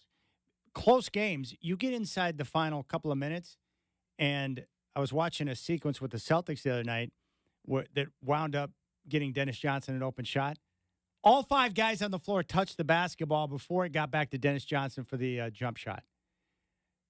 That was awesome to me because Larry Bird's on the floor. Why doesn't Larry just have the ball and people get the heck out of the way? Yeah, just let him go create, right? No. Get his own shot, right? But they all committed to doing what it took to get the open shot. It just happened to be that Dennis Johnson was the guy with the best look, and he took it, but it required all 5 guys to touch the ball and buy into that concept. And I like that. If you look back at the Blazer teams and forget about the championship team, that was an extraordinarily talented team. Look after that to his teams with Jim Paxson, Michael Thompson, Darnell Valentine. They played the game that way. And you see, Jim Paxson was an all-star because he moved without the ball and his teammates knew where to look for him. They set picks for him. He set picks for them. All of the things that were done correctly to make that a good team, given that they weren't the most talented team, but they did very well. All right, let's move on now. Larry Bird story number 1. Chris Mullen, who was maybe one of the forgotten guys on the original Dream Team. He was. Great player, great shooter. Were you a fan of Chris Mullen? Oh, yeah. No, I love shooters, Chad, and he was one of the best. Had the left-handed stroke. Here he is sharing a Larry Bird story. Let's take a listen. So he wanted like a nice little edgy practice. Michael and Magic got into it verbally, right? So that whole dynamic that summer was Magic had come back, right? He had HIV, played in the All-Star game, then he played that summer. But he was still Magic. I mean, he still is. He's got that aura about him. But Michael was by far the greatest player. He was head and shoulders above everybody at that time. But Magic had a hard time giving that up. So that was like the day when Michael just crushed him, told him about it, and said, it's over. And what was funny, if you guys watch that documentary, so Larry was laying on the floor, like he had a bad back at the time. And I'd look over, he'd just be like, it's over, dude. Leave it alone. It's over, dude. I love that. It's over. Larry dude. Bird informing his good friend Magic Johnson that, dude, it's over. You're not in the same stratosphere as Michael anymore. Yeah, it's Sorry. Over, dude. So that sounds so much like Bird, too. Few words. Few words. Yeah, just like when he almost got Dr. J to kill him. Dude, you got to retire. He snapped. I know. He couldn't take it anymore, but it's a little words spoken like that can be so magical. But that team was special. That was a special team. And Michael Jordan was head and shoulders above the rest. But that team, I mean, we're seeing the impact now. Yeah. They go overseas. David Stern's a genius. He pushed to get the NBA players into the Olympics because he knew what it would do for the game globally. Yep. It was a huge move. Huge. All right. We'll come back, and we're going to do a couple of things. We're going to play another Larry Bird story, but I have to go back through the audio one more time to make sure I got all of the certain words beeped out. Yeah. A little risky business when you're dealing with certain audio. It is. Yeah, there's a few there to block out. And then apparently, I had no idea until today, but I guess certain emojis can be considered as passive-aggressive. That's what I hear. People never cease to amaze me. You can never underestimate human beings, Godfather. Oh, man. All right. A freaking awesome Larry Bird story told by Rodney Rogers when we come back. It's so important for students to have the tools they need for a successful school year, and to that end, we have partnered with our friends at Lazy Boy for the annual Stuff the Bus School Supply Drive. Now through August 19th, donate a backpack or 10 miscellaneous school supply items at any of the 6 local Lazy Boy locations, including Salem and Eugene, and you'll receive up to 25% off on your Lazy Boy purchase. Some exclusions apply. The Salvation Army will distribute your donations to local families in need, and as always, we thank you for your generosity. Get more details on the community page at z100portland.com.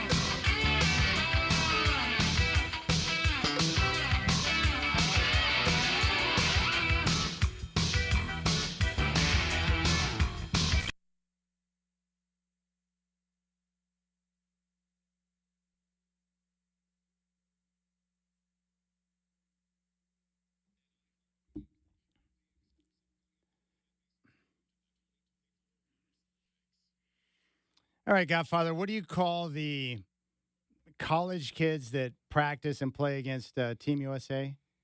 Lunch. Essentially. They call it. Nowadays they call them the select team. Yeah. Yeah. Well, this is the select team for the original Dream Team back in That was '92. lunch. Yeah. So this is a podcast that three guys are on it. Darius Miles, Travis Best, who played for Larry Bird in Indiana, and Jamal Mashburn, former NBA great and Kentucky great. He's sharing a story about being on that select team and getting a chance to go and play against Larry Bird and MJ and the rest of the group, the original Dream Team. And it's a two-parter, but let's take a listen to the first part when the guys arrived in San Diego and got situated at the hotel. This was the legendary game where the college guys came in and Chuck Daly let y'all tear their ass up, and as soon as y'all started getting back, he ended it, right? So, yeah, so funny. So when we got an invitation, it was 8 of us. It was myself, Bobby Hurley, Allen Houston, Chris Webber, Rodney Rogers, Eric Montrose. Shout out Eddie Rodney Martin. Rogers, man. Shout out to OG.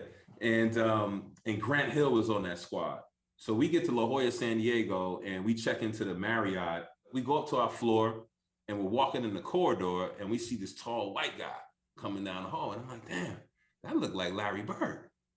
So Larry Bird coming down the hallway, me and Chris Webber, and Larry Bird, you don't realize how big Larry Bird is until you stand up close to Larry Bird. Exactly. As a Larry Bird, legit 6'10". Nah, real talk. When I first stood against him when he was coaching the pace, I was like, damn. So he walked by us and he says, y'all those college guys? And we was like, yeah, we the college guys. And he looked at us and he said, get some rest, it's gonna be a long week, and walked off. And we was like, what the hell? What y'all got us into? Yeah, I'm like, okay. You know, we like, all right, what's going on here? I wanted to say what's up, and he just came to me like this, like, damn. Yeah. All right, that's part one, meeting Larry Bird. And then Rodney Rogers did something rather harsh and paid the price for it. Rodney Rogers says something to, it's a group of them. It's Larry Bird, Magic Johnson, and everybody's shooting the And Rodney Rogers said, hey, Larry, you ain't hit a jumper since '84. Magic heard that and we ain't think nothing of it. The next day we came in and I never seen this. And this one I was like, this is a different breed. Magic Johnson fed Larry Bird the ball probably about 8 times in a row down court. Larry Bird got the ball on Rodney Rogers, and every time he was about to make a move, he told him what he was going to do. One dribble, pull up, going left, off glass. Bucket. One dribble, going right, spin, shot, bucket. He scored 9 times or 8 times in a row, left the court to go lay down because he couldn't sit on a bench. He had to lay down because of his back. And said, young fella, look like 84, huh? There you go. Love that. There are so many good Larry Bird stories. And they're all very much like that one. You know. So good. I love that stuff. I could listen to it all day. Yeah. All right. You sent this over to me. This is annoying to me, but it's not surprising. But apparently, and I had no idea that emojis could create so much frustration in people, but apparently Gen Z, they want everyone to stop using the thumbs up emoji because it's, quote, passive aggressive. Can an emoji be passive aggressive? I don't even, maybe it can, but I don't understand what thumbs up would be passive aggressive. I don't get that. All right. So if there's anyone listening out there, can you please tell me what is wrong with the thumbs up emoji? Why is it such a problem for Gen Z? What's up with that? I like the thumbs up emoji. I do too. I use it quite frequently. Easier than hitting 4 or 5 keys, on the typewriter. Yeah. If someone hits me up and says, hey, the tea time tomorrow is at 6:50. Thumbs up. Thumbs up. I'm in. Yeah. No problem. Mm-hmm. Feel the same way. I've used it a lot of times. I use the 100% one quite a bit too. Yeah. Somebody will say something and it's like, yeah, totally right. Isaac likes that one a lot. Does he? Yeah. Yeah. Well, he's a smart boy. Shacker, do you use emojis in your text, or do you? Never. Don't, I don't take you as an emoji guy. I thought guys don't use emojis. That's not a very politically correct way to be thinking nowadays. But I think I'm correct. So how's that not politically incorrect? Well, we use them. I'm sorry. I mean, I do. I just don't really. I got to be honest with you. I don't think about an emoji when I use it. I use it for whatever, but I don't give it a second thought. No. It's a text message. It's an emoji. Who gives a flying rip? Whatever. Well, Why is that a big deal? I never used one to try to get under somebody's skin or to offend them or anything like that. Never meant it that way. I have people that send me gifts sometimes as a response. It's fine. Whatever. Yeah. I don't care. Well, I think the whole world is on our side on this because you said that, and there's still no phone calls coming in with somebody willing to explain that to us. I have a bigger issue when I place a phone call to someone and they don't answer, and then like 10 seconds later, I get a text from that person. Did you call? Well, yes, moron. How did you know to text me if I didn't? You know I called you. You screened me out. Yeah. Yes, I called you. Why didn't you pick up? I have more of a problem with that than someone send me the thumbs up emoji. I just don't care. You can use whatever emoji you want with me. It doesn't matter to me. I don't have enough time in the day to worry about whether or not an emoji is passive aggressive. That is crazy. Of all the emojis, I can't imagine. That's probably the least passive aggressive as any of them. I don't understand. But there's a lot of things in the world I don't understand. Chad Brown, former All-Pro, going to join us.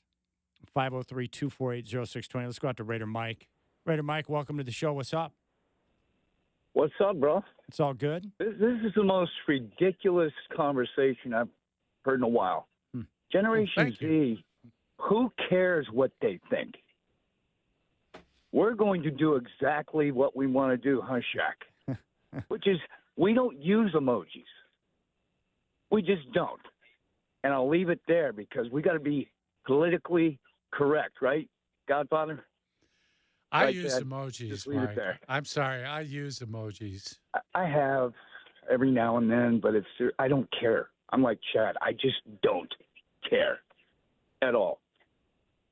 Couple more things. 2 baseball documentaries that were badass and needed to happen, especially Charlie Hustle. I heard that's good. That was brilliant. That was good? Huh? Well, it was brilliant. And he should have been in the Hall of Fame decades ago. I'm tired of this argument. Ty Cobb was a bigger jackass than Rose. I mean, he was racist, violent. He beat the crap out of a guy in a wheelchair one time. Went right into the stands. That's a true story. Yeah. I don't know what to say with that. And then the Babe documentary. They released them both this week. Really? And they're both, I mean, his swing, Babe Ruth's swing, I don't know how he pulled that off. He was some sort of weird god. He used I like love a the Babe. 40-ounce bat, too, real heavy bat. All right. I don't know how many times I have to explain it. You can be a horrible human being. You can beat up a guy in a wheelchair. You can do cocaine. You can do a lot of different things and be Take horrible. steroids. But gambling is not the same as those. If you're gambling and placing bets on your team or against your team, that all of a sudden brings into question the integrity of the game, which messes with the fabric of the game, and that can cause an issue with fans. What about, just let me play devil's advocate, what about the idea that he didn't do that when he was playing, that's when he was a manager? So let the playing career stand on its own. He wouldn't be going in as manager anyway, wasn't a good manager.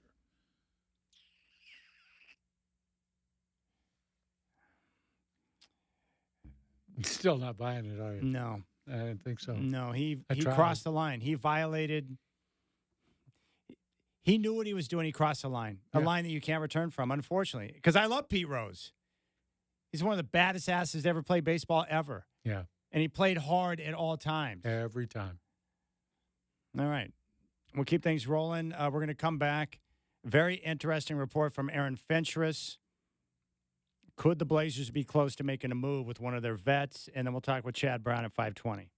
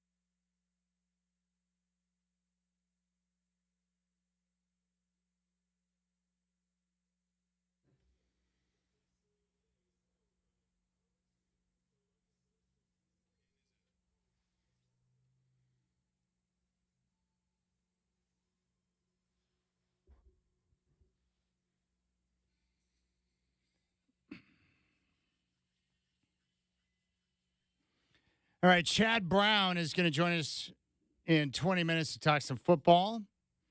And Chad Brown was a former great at Colorado, played in the NFL for the Steelers, for the Seahawks, and the Patriots, an all-pro and a stud. So we'll talk with him in 20 minutes. But let's check in on our good friend Aaron Finchers from the Oregonian.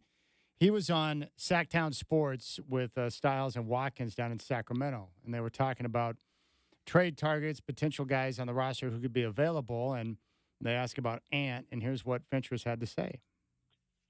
You know, he doesn't have to move this offseason. I would be surprised if Jeremy or Anthony Simons, that one of the two is not moved. I was told that that's definitely the goal, that one of the two would probably be gone before training camp. Both being gone, that might be different. They obviously have time. Like, you know, they can wait to the trade deadline and see if someone else will offer more or what have you. So I think eventually both, like, to me, what they're doing right now, making it clear that Scoot Henderson and Shaden Sharp are the centerpieces of the rebuild. And now, of course, they love Klingon. That means you've got to move Anthony, especially because you've committed to two guards, and Anthony is better than both of them right now, right? So you have to start Anthony, or it's going to look silly. If they don't start Anthony, he's going to probably demand a trade. So he's got to go at some point soon. And then Grant, you can probably wait a little while longer because he's clearly he's your best forward by far. So you can start him and justify that, and it's not a big deal. But as cool a guy as Grant is, Grant doesn't want to waste his 30s, what years he has left, on a team that's actively tanking again and might even tank again the next year. He wants to go somewhere where he can win. So both of them will be, I predict both of them will be gone by next summer. It just depends on when it happens. All right, there you go. There's Aaron Finchers, taking that a little bit deeper than in conversations we've had with him in the past. But yeah, he's saying much similar to what we've both been saying, though. Yeah, so this would make sense, right? Anthony Simons being on the team to start the year does not make a lot of sense based on what they're looking to accomplish. Right. So let's kind of piece this together, and it ties into a move that went down today. So we know what they're trying to accomplish, and that's to get the best possible draft position that they can be in for next year's draft when Cooper Flagg's available. Correct. And that's the smart thing to do. That they're in the middle of a tank. You don't want to pull out too soon. You want to get into next year's draft and have a shot at Cooper Flagg. And if not Cooper Flagg, there's 4 or 5 other guys who can dramatically help the team. So it's a big deal.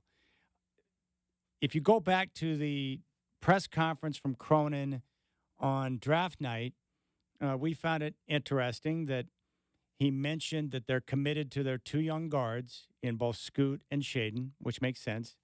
But the one name that was not brought up is their best player's name, and that's Anthony Simons. Mm-hmm. And I think you said that a lot of times a GM will tell you everything you need to know without saying anything, right? Mm-hmm. By what he omits. And I'm not even sure if he did that purposely, but maybe because he was focused on Scoot and Shaden.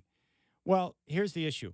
Both Scoot and Shaden need to play and play together and play big minutes this year for the process of development. Sure. Player development is critical. If Anthony Simons is on the team, as Fincher said, he's going to start.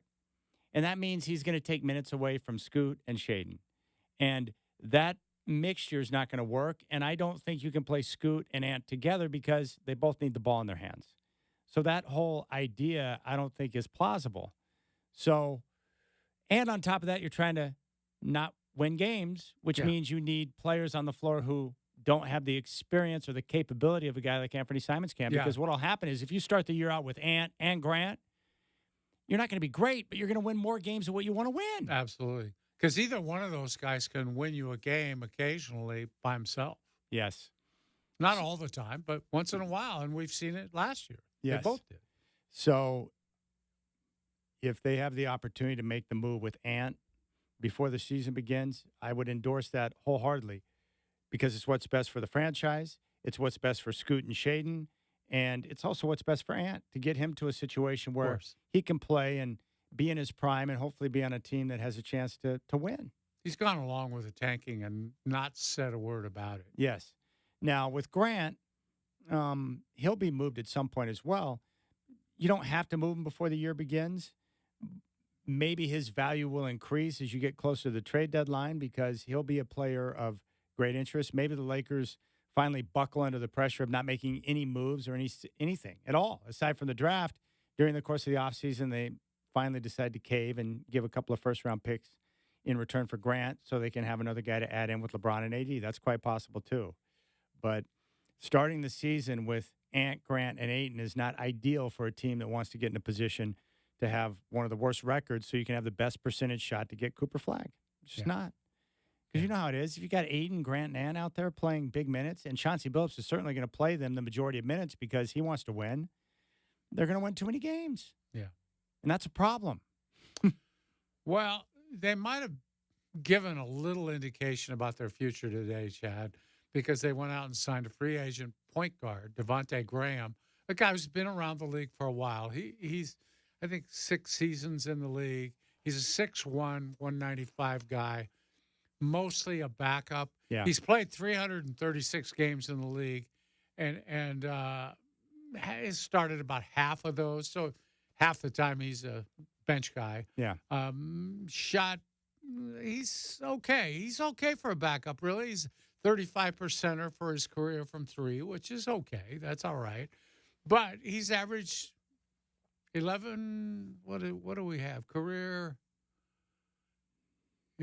points per game, 11.1, and his assists are 4.3 per game. Yeah. So that's okay. And actually, it's a lot of points for a guy who has come off the bench quite a few times, half his games. So I think if you're thinking about trading Simons, what you would do is go out and find a backup point guard before you do anything with Simons. Because if you do Simons first, everybody knows, well, they need a backup point guard. He's sitting out there, Devontae Graham. He's a free agent.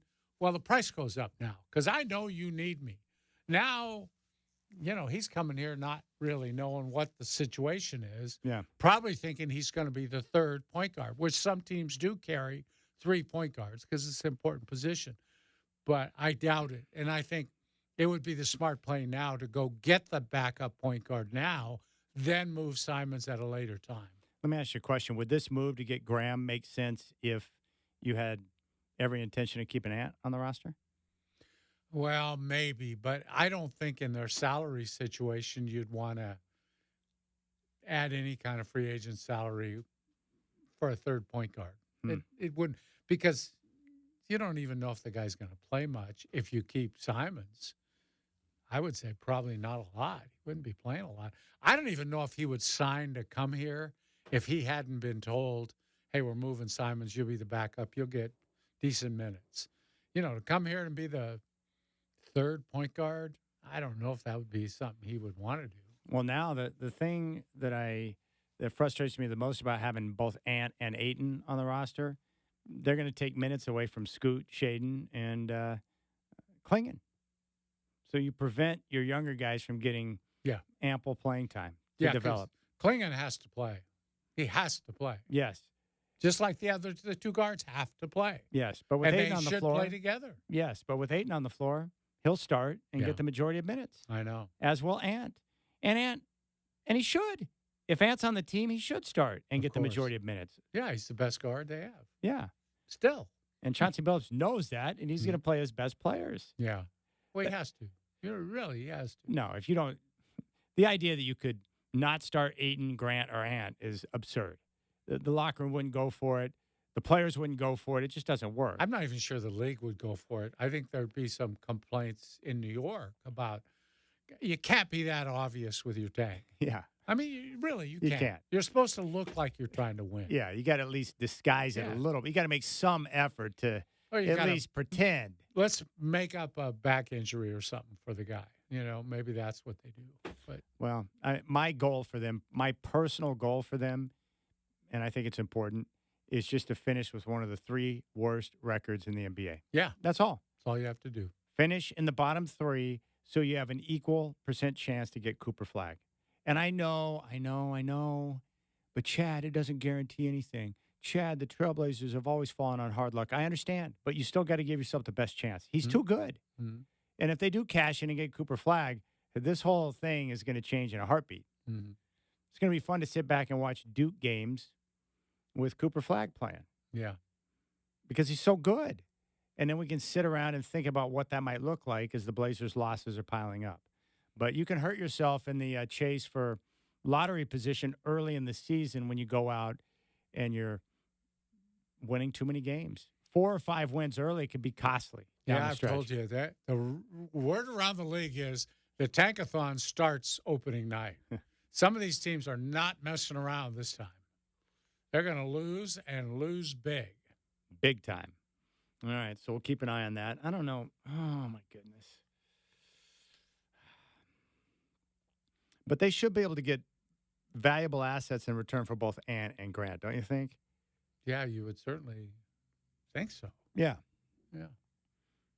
And there's teams out there that could use Ant, a guy who can create for himself and be a shot maker. Yeah, and he can play both guard spots. That's valuable. And I like Ant. We both like Ant. He is awesome. Yeah, I'd love it if he was here for his whole career. I don't like seeing guys like Ant having to suffer through a different timeline where the focus of the franchise is just different. You know, he's grinded really hard to get to where he's at now to have a chance to lead a team, and you know he's not really getting that full opportunity because of where they're at as a franchise right now. He's an innocent bystander. He really is. I mean, it's unfortunate for him. He ended up in this spot because he was on a really good team that was in the playoffs every year. Suddenly, he's not only on a tanking team, I believe he's been asked a few times to sit down. Go along with the injury scenario and sit down for a while. Yeah, there's been a number of players in that category. Speaking of Ant, he's going to join us in studio a week from Friday. So August 9th, Anthony Simons along with John Bladholm will be in studio. So it'll be nice to catch up with Ant and see how his summertime's gone. So, but yeah, I want them to get those 2 first-round picks from the Lakers. Whatever weakens the Lakers, I'm cool for. Yeah. Because I've decided I don't like Pelinka. I think he's kind of a fraud. Mm-hmm. Not down with LeBron. He annoys me. I just don't like it. I love Jeannie, and I want Jeannie to be surrounded by better people. That's all. Is she married yet to the comedian? No, yeah, I think they did get married. They are married? Yeah, I think so. That's too bad. Who do you like better, Cher or Jeannie Buss? Oh. I'd take Jeannie. Really? Yeah, I'd take Jeannie. I love both of them, but Jeannie's got this sweet side to her that, you know, it's nice.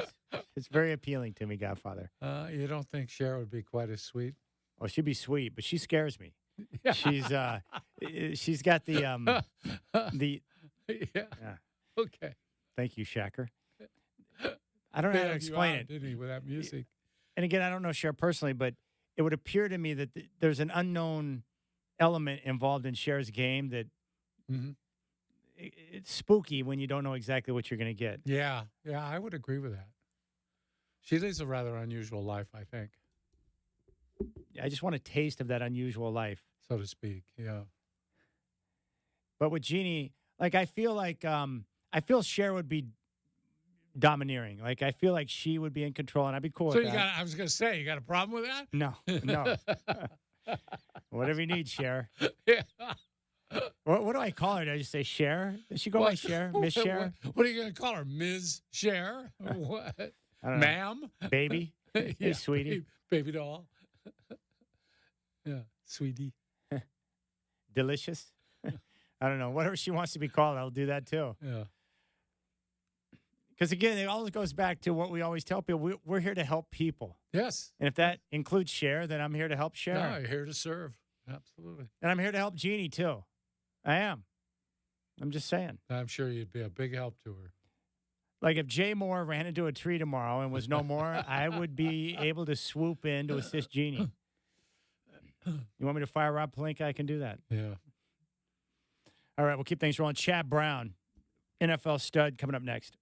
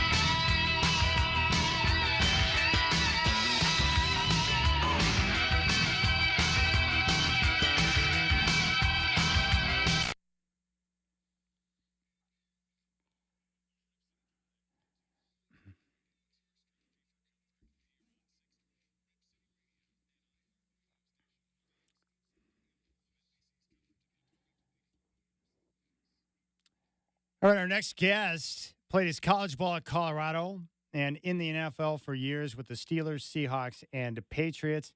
A two-time first-team All-Pro, a three-time Pro Bowler. Very happy to welcome Chad Brown back to the show. Chad, good afternoon. Thanks for your time. Happy to be on with you guys, and happy it is football season. It's finally back. You know, in my house, we got football season, and we got waiting for football season. I'm happy we're actually in football season now. Well, that's where we're at here. We can't wait for it. By the way, how did things go in Anaheim over the weekend for you at the Reptile Super Show?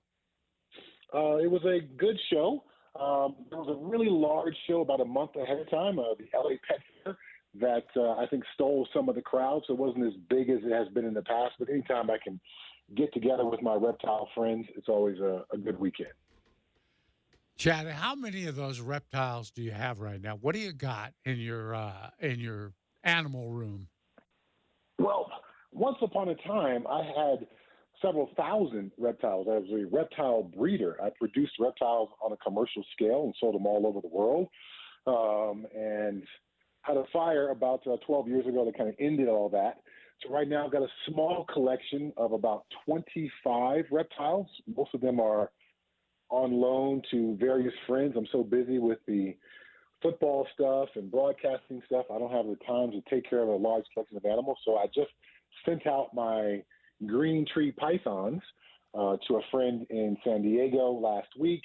The one animal that I do still have in my office, I have Fernando, who is the world's oldest and world's largest beaded lizard.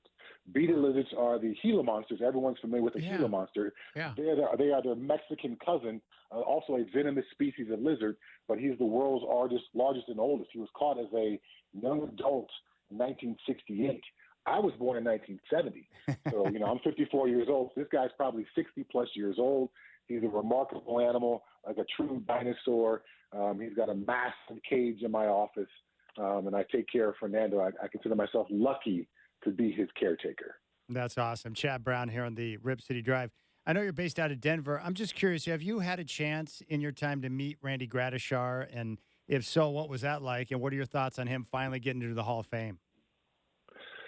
Well, I was a Southern California guy, and so I'm certainly familiar with the Broncos just from the geography as a kid growing up.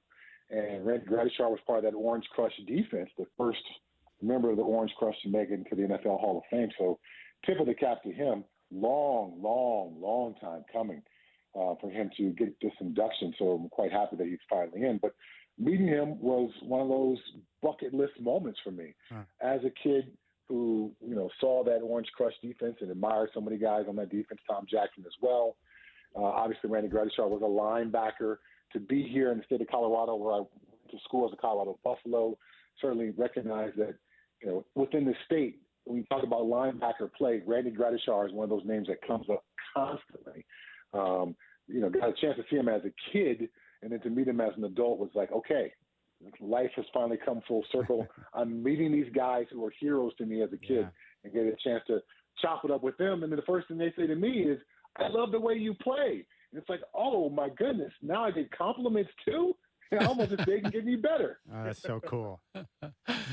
I have to ask you, Chad, you're in Denver, and we talk a lot about the Bronco quarterback situation now because Bo Nix is there. And we're kind of curious. I'm kind of curious about your take on this quarterback competition they're having in camp right now.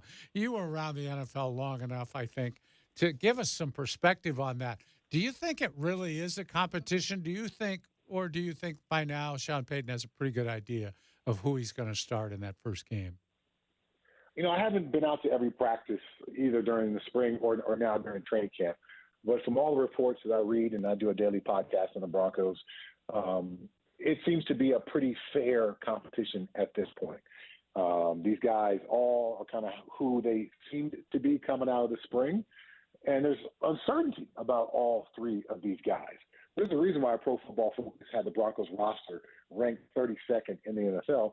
And a lot of that has to do with the uncertainty at the quarterback position and that quarterback room overall. Zach Wilson, they made the trade for, obviously had an incredibly rocky tenure with the New York Jets. Jarrett Stidham was a priority free agent signed by Sean Payton last year, paid him a really high salary for a backup quarterback, but he hasn't exactly lit it up in his career and his limited opportunities. And then you got Bo Nix. Which Bo Nix are you going to get? The Bo Nix who was at Auburn? I called some of his games at Auburn.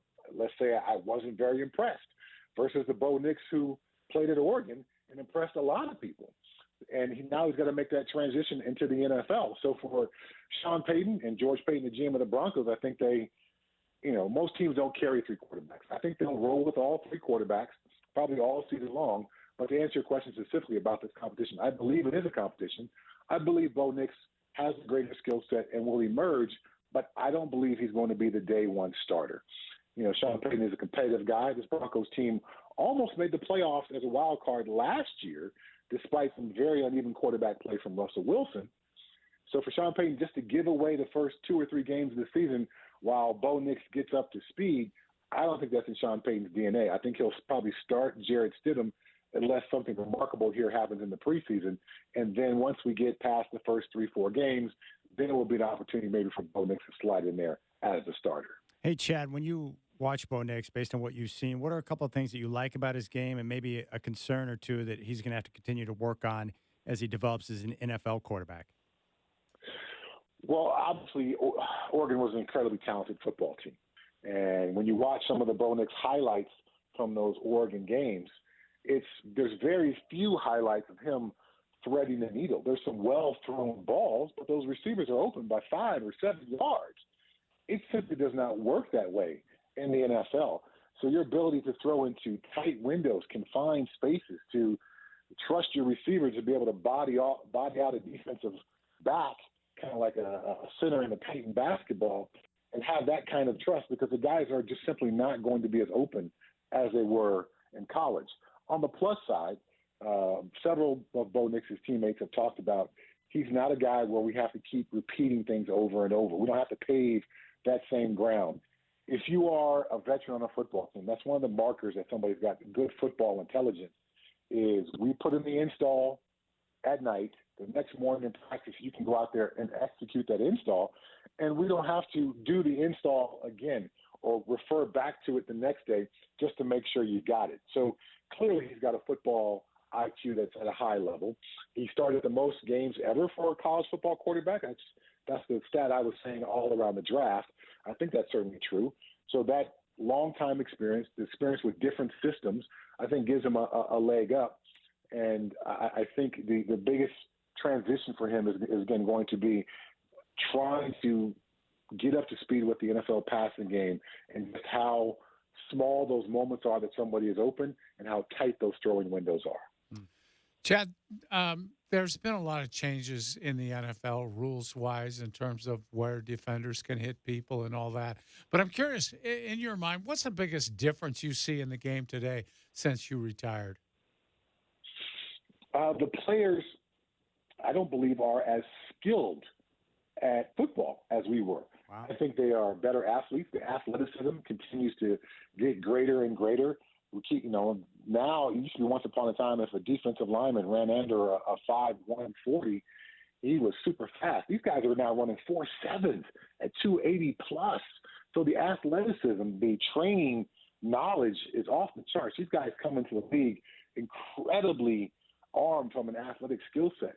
I think they also come into the league with a pretty decent football IQ because of the technology. What kid can't pull up YouTube and watch coach's tape or watch clinic tape or watch all kind of training drills? All that's available, but because of the limitations of the newer CBAs, these guys I don't think they have the same football skill that I had. My first year with the Pittsburgh Steelers, we did 2-a-days in pads for 2 weeks. So in the course of the first 2 weeks of training camp, we did 28 padded practices. These guys don't get 28 padded practices between training camp and the regular season all year long. And I did that in the first 2 weeks of my first training camp. Now, that was too much. Bill Cowher recognized that. We were worn down. It had an effect on us later in the season. So there's always going to be a line where you're toughening your players and increasing your players' skill versus wearing them out. So I think that was a step too far. But I think the lack of padded practices, the lack of 2-a-days during training camp, which limits practices as well, they're not as skilled as we were at some of these football techniques, and some ways also the techniques of keeping yourself safe out there. Because there's such a lack of padded practices, I don't believe they hone the skills of learning how to tackle somebody full speed, but still rolling off the ground and not sticking your arm out and hyperextending your elbow. I learned to keep my feet out of the ground. That's how I was able to play for 15 years. I never had a knee injury as a player. Those kind of little things, they miss that because of the limitations of the CBAs. We're talking with former NFL great Chad Brown here on the Rip City Drive. Speaking of injury, what's your expectation for Aaron Rodgers this year coming off the Achilles? Aaron Rodgers is such an interesting one because I'm hearing reports about him, talking to some of his teammates and dissatisfied with some of the stuff that they've done during camp and practices with the Jets this year. It's like, but dude, you skipped out on mandatory camp. So there's a little disconnect for me. How can you yell at people and then you were not even participating? And Aaron Rodgers, while before he was injured, was clearly one of the best quarterbacks in the league. Father Time is also undefeated. I played with older players later in their career. I played with Jerry Rice his last year in the NFL with the Seattle Seahawks. Even as great as Jerry Rice was, Father Time catches up with you at some point, and particularly your ability to recover from injury. An Achilles injury is a major injury. And so at Aaron Rodgers' advanced age for an NFL player to be able to come back full speed and buy time in the pocket and scramble and keep himself safe as he's done for most of his career, I need to see that in person. I doubt we'll see him in the preseason, so we won't see him until the regular season. So we all won't know what Aaron Rodgers truly has left. Chad, you talking about a quarterback here. I'm real curious. How does Patrick Mahomes stack up against some of the great quarterbacks you played against? Well, Patrick Mahomes is in that class. There's no doubt about that for me. I was a teammate of Tom Brady's. I played with Warren Moon. I've played against some of the greatest quarterbacks, Brett Favre, some of these guys to ever play the game. And I think Patrick Mahomes, from a skill set standpoint, from a arm strength, arm angles standpoint, pocket maneuverability, he ranks up there with all those guys. And when you have as much success as he has had as a team this early in his career, I think he's got that unquenchable thirst that Tom Brady had. Some guys get to a Super Bowl and they're like, this is great. I've achieved it all. I'm at the top of the mountain. I don't need to do anything else but make money now for the rest of my career. Patrick Mahomes doesn't have that mindset. He is truly chasing all-time greatness. When you combine the skill set, the football IQ, the guy who's the head coach and is drawing up the plays and calling most of those plays in Kansas City, with that unquenchable thirst for winning in championships, that's a very, very scary proposition. Let's not forget, I'm here in Denver. They're in the AFC West with the Chiefs. How long are the Broncos going to be looking up to the Chiefs in this division? Or is always going to be thinking about, we can't win this division because that guy's too good. We got to find a way to get a wild card berth every year to get in the playoffs. Hey, Chad, you mentioned Tom Brady, and you're one of those guys that I respect a great deal because you transitioned from the football field into the broadcast booth. You're a great analyst. You've run a talk show before. You do podcasting. You do it all. What's the one piece of advice you would give Tom Brady as he takes on this lead analyst role with Fox? Tom's obviously a very hard-working guy, so I'm not sure if Tom needs my advice, but if I were to give him some advice, I would say be kind to yourself. This is going to be a learning process, and you are going to make terrible, awful mistakes. And it's so different than being a football player, because as a player, you make a mistake, you're wearing pads and your helmet, and you're doing this alter ego superhero version of yourself out there on the football field. But when it's a broadcast, that is your voice. That is your face.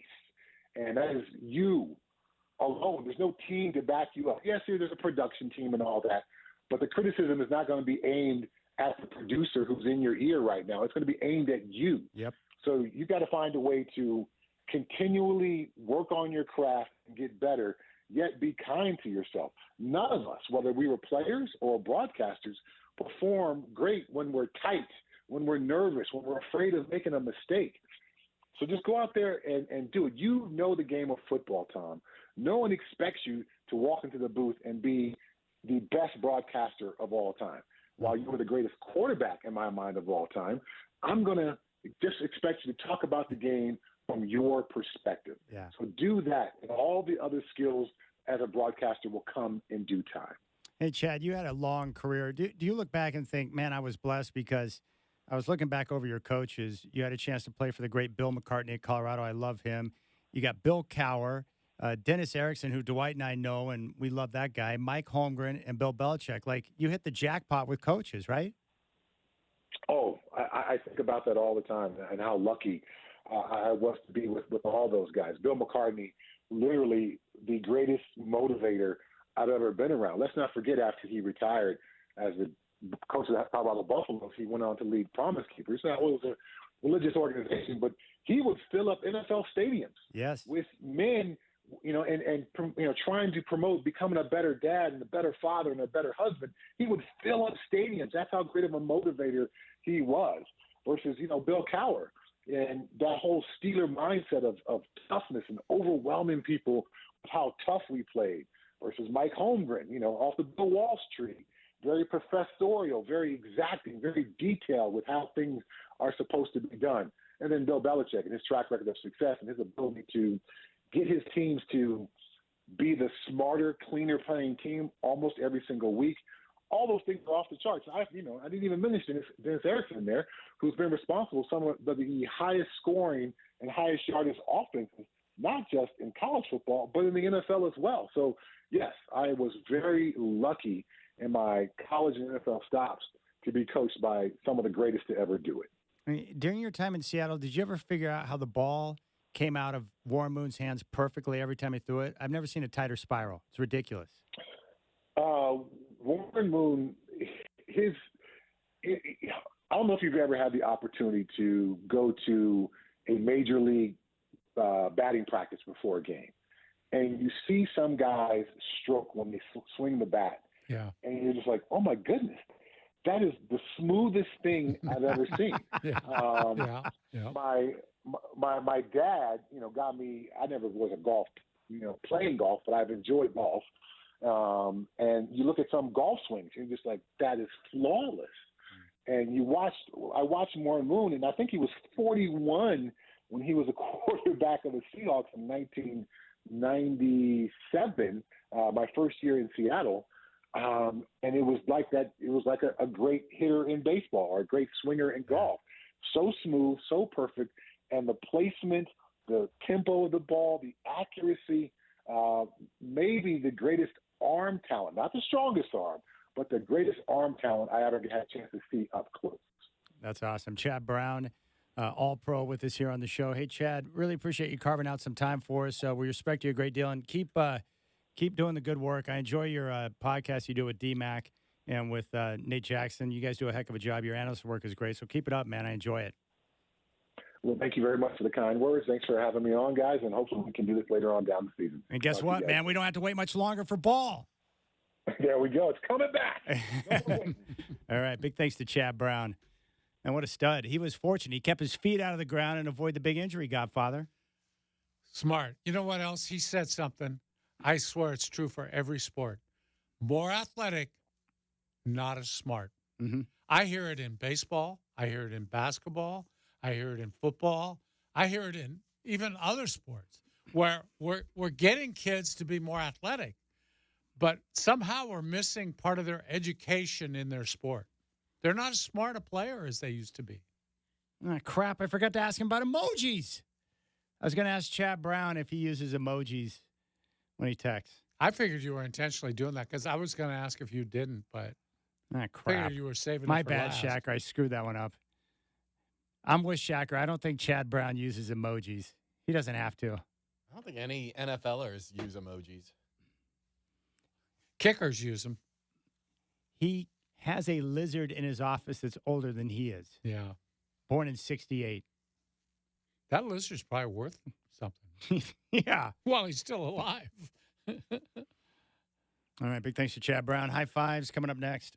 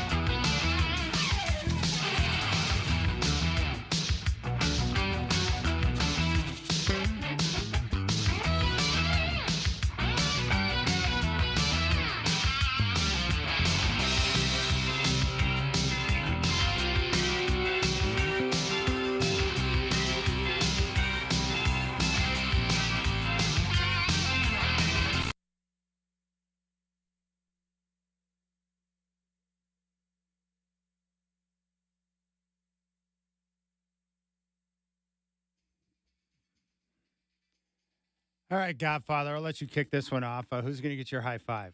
God, I hate to do it, Chad. I hate to do it.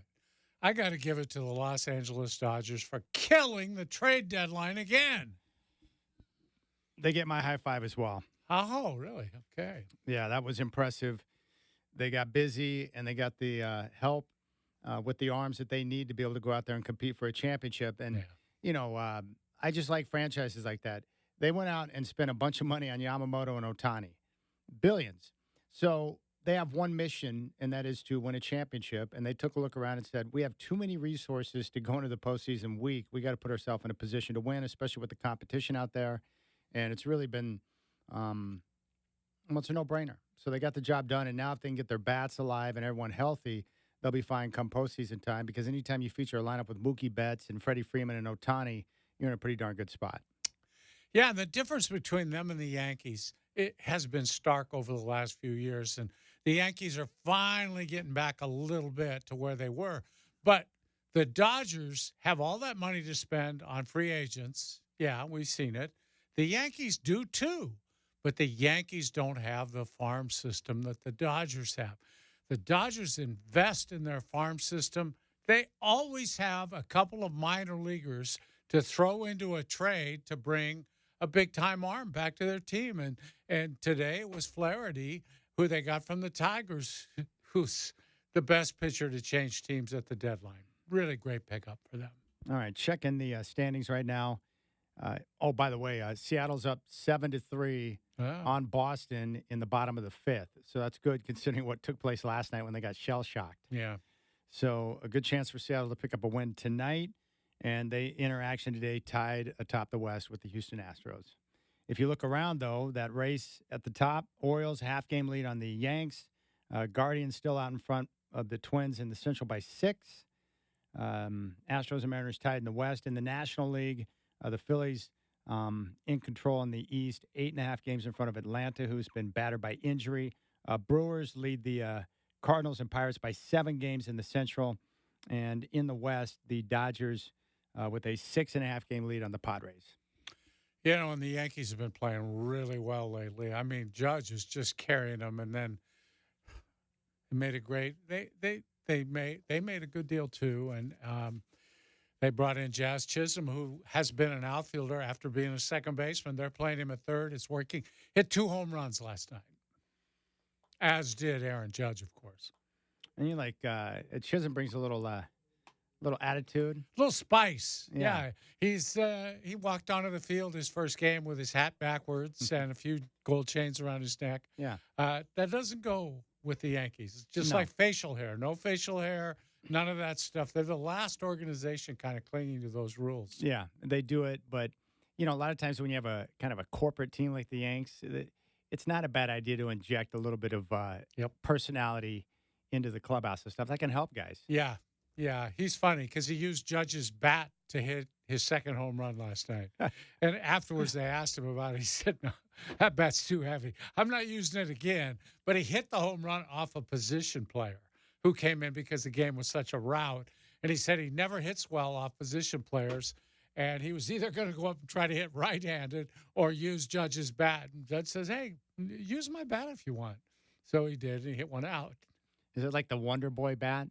I think it's probably like the Babe Ruth bat, probably pretty heavy. That man's, I would imagine, swings a pretty heavy bat. But seriously, how good is Judge, man? He's killing it again this year, Godfather. Yeah, he's from the land of giants. Jeez. He doesn't belong in this game. He's just too big and strong.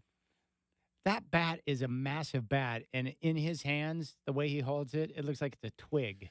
Yeah, and Chad, it's one thing to hit a lot of home runs. People have done that. But he's a good hitter, too. That's what I respect about him. He's hitting 300.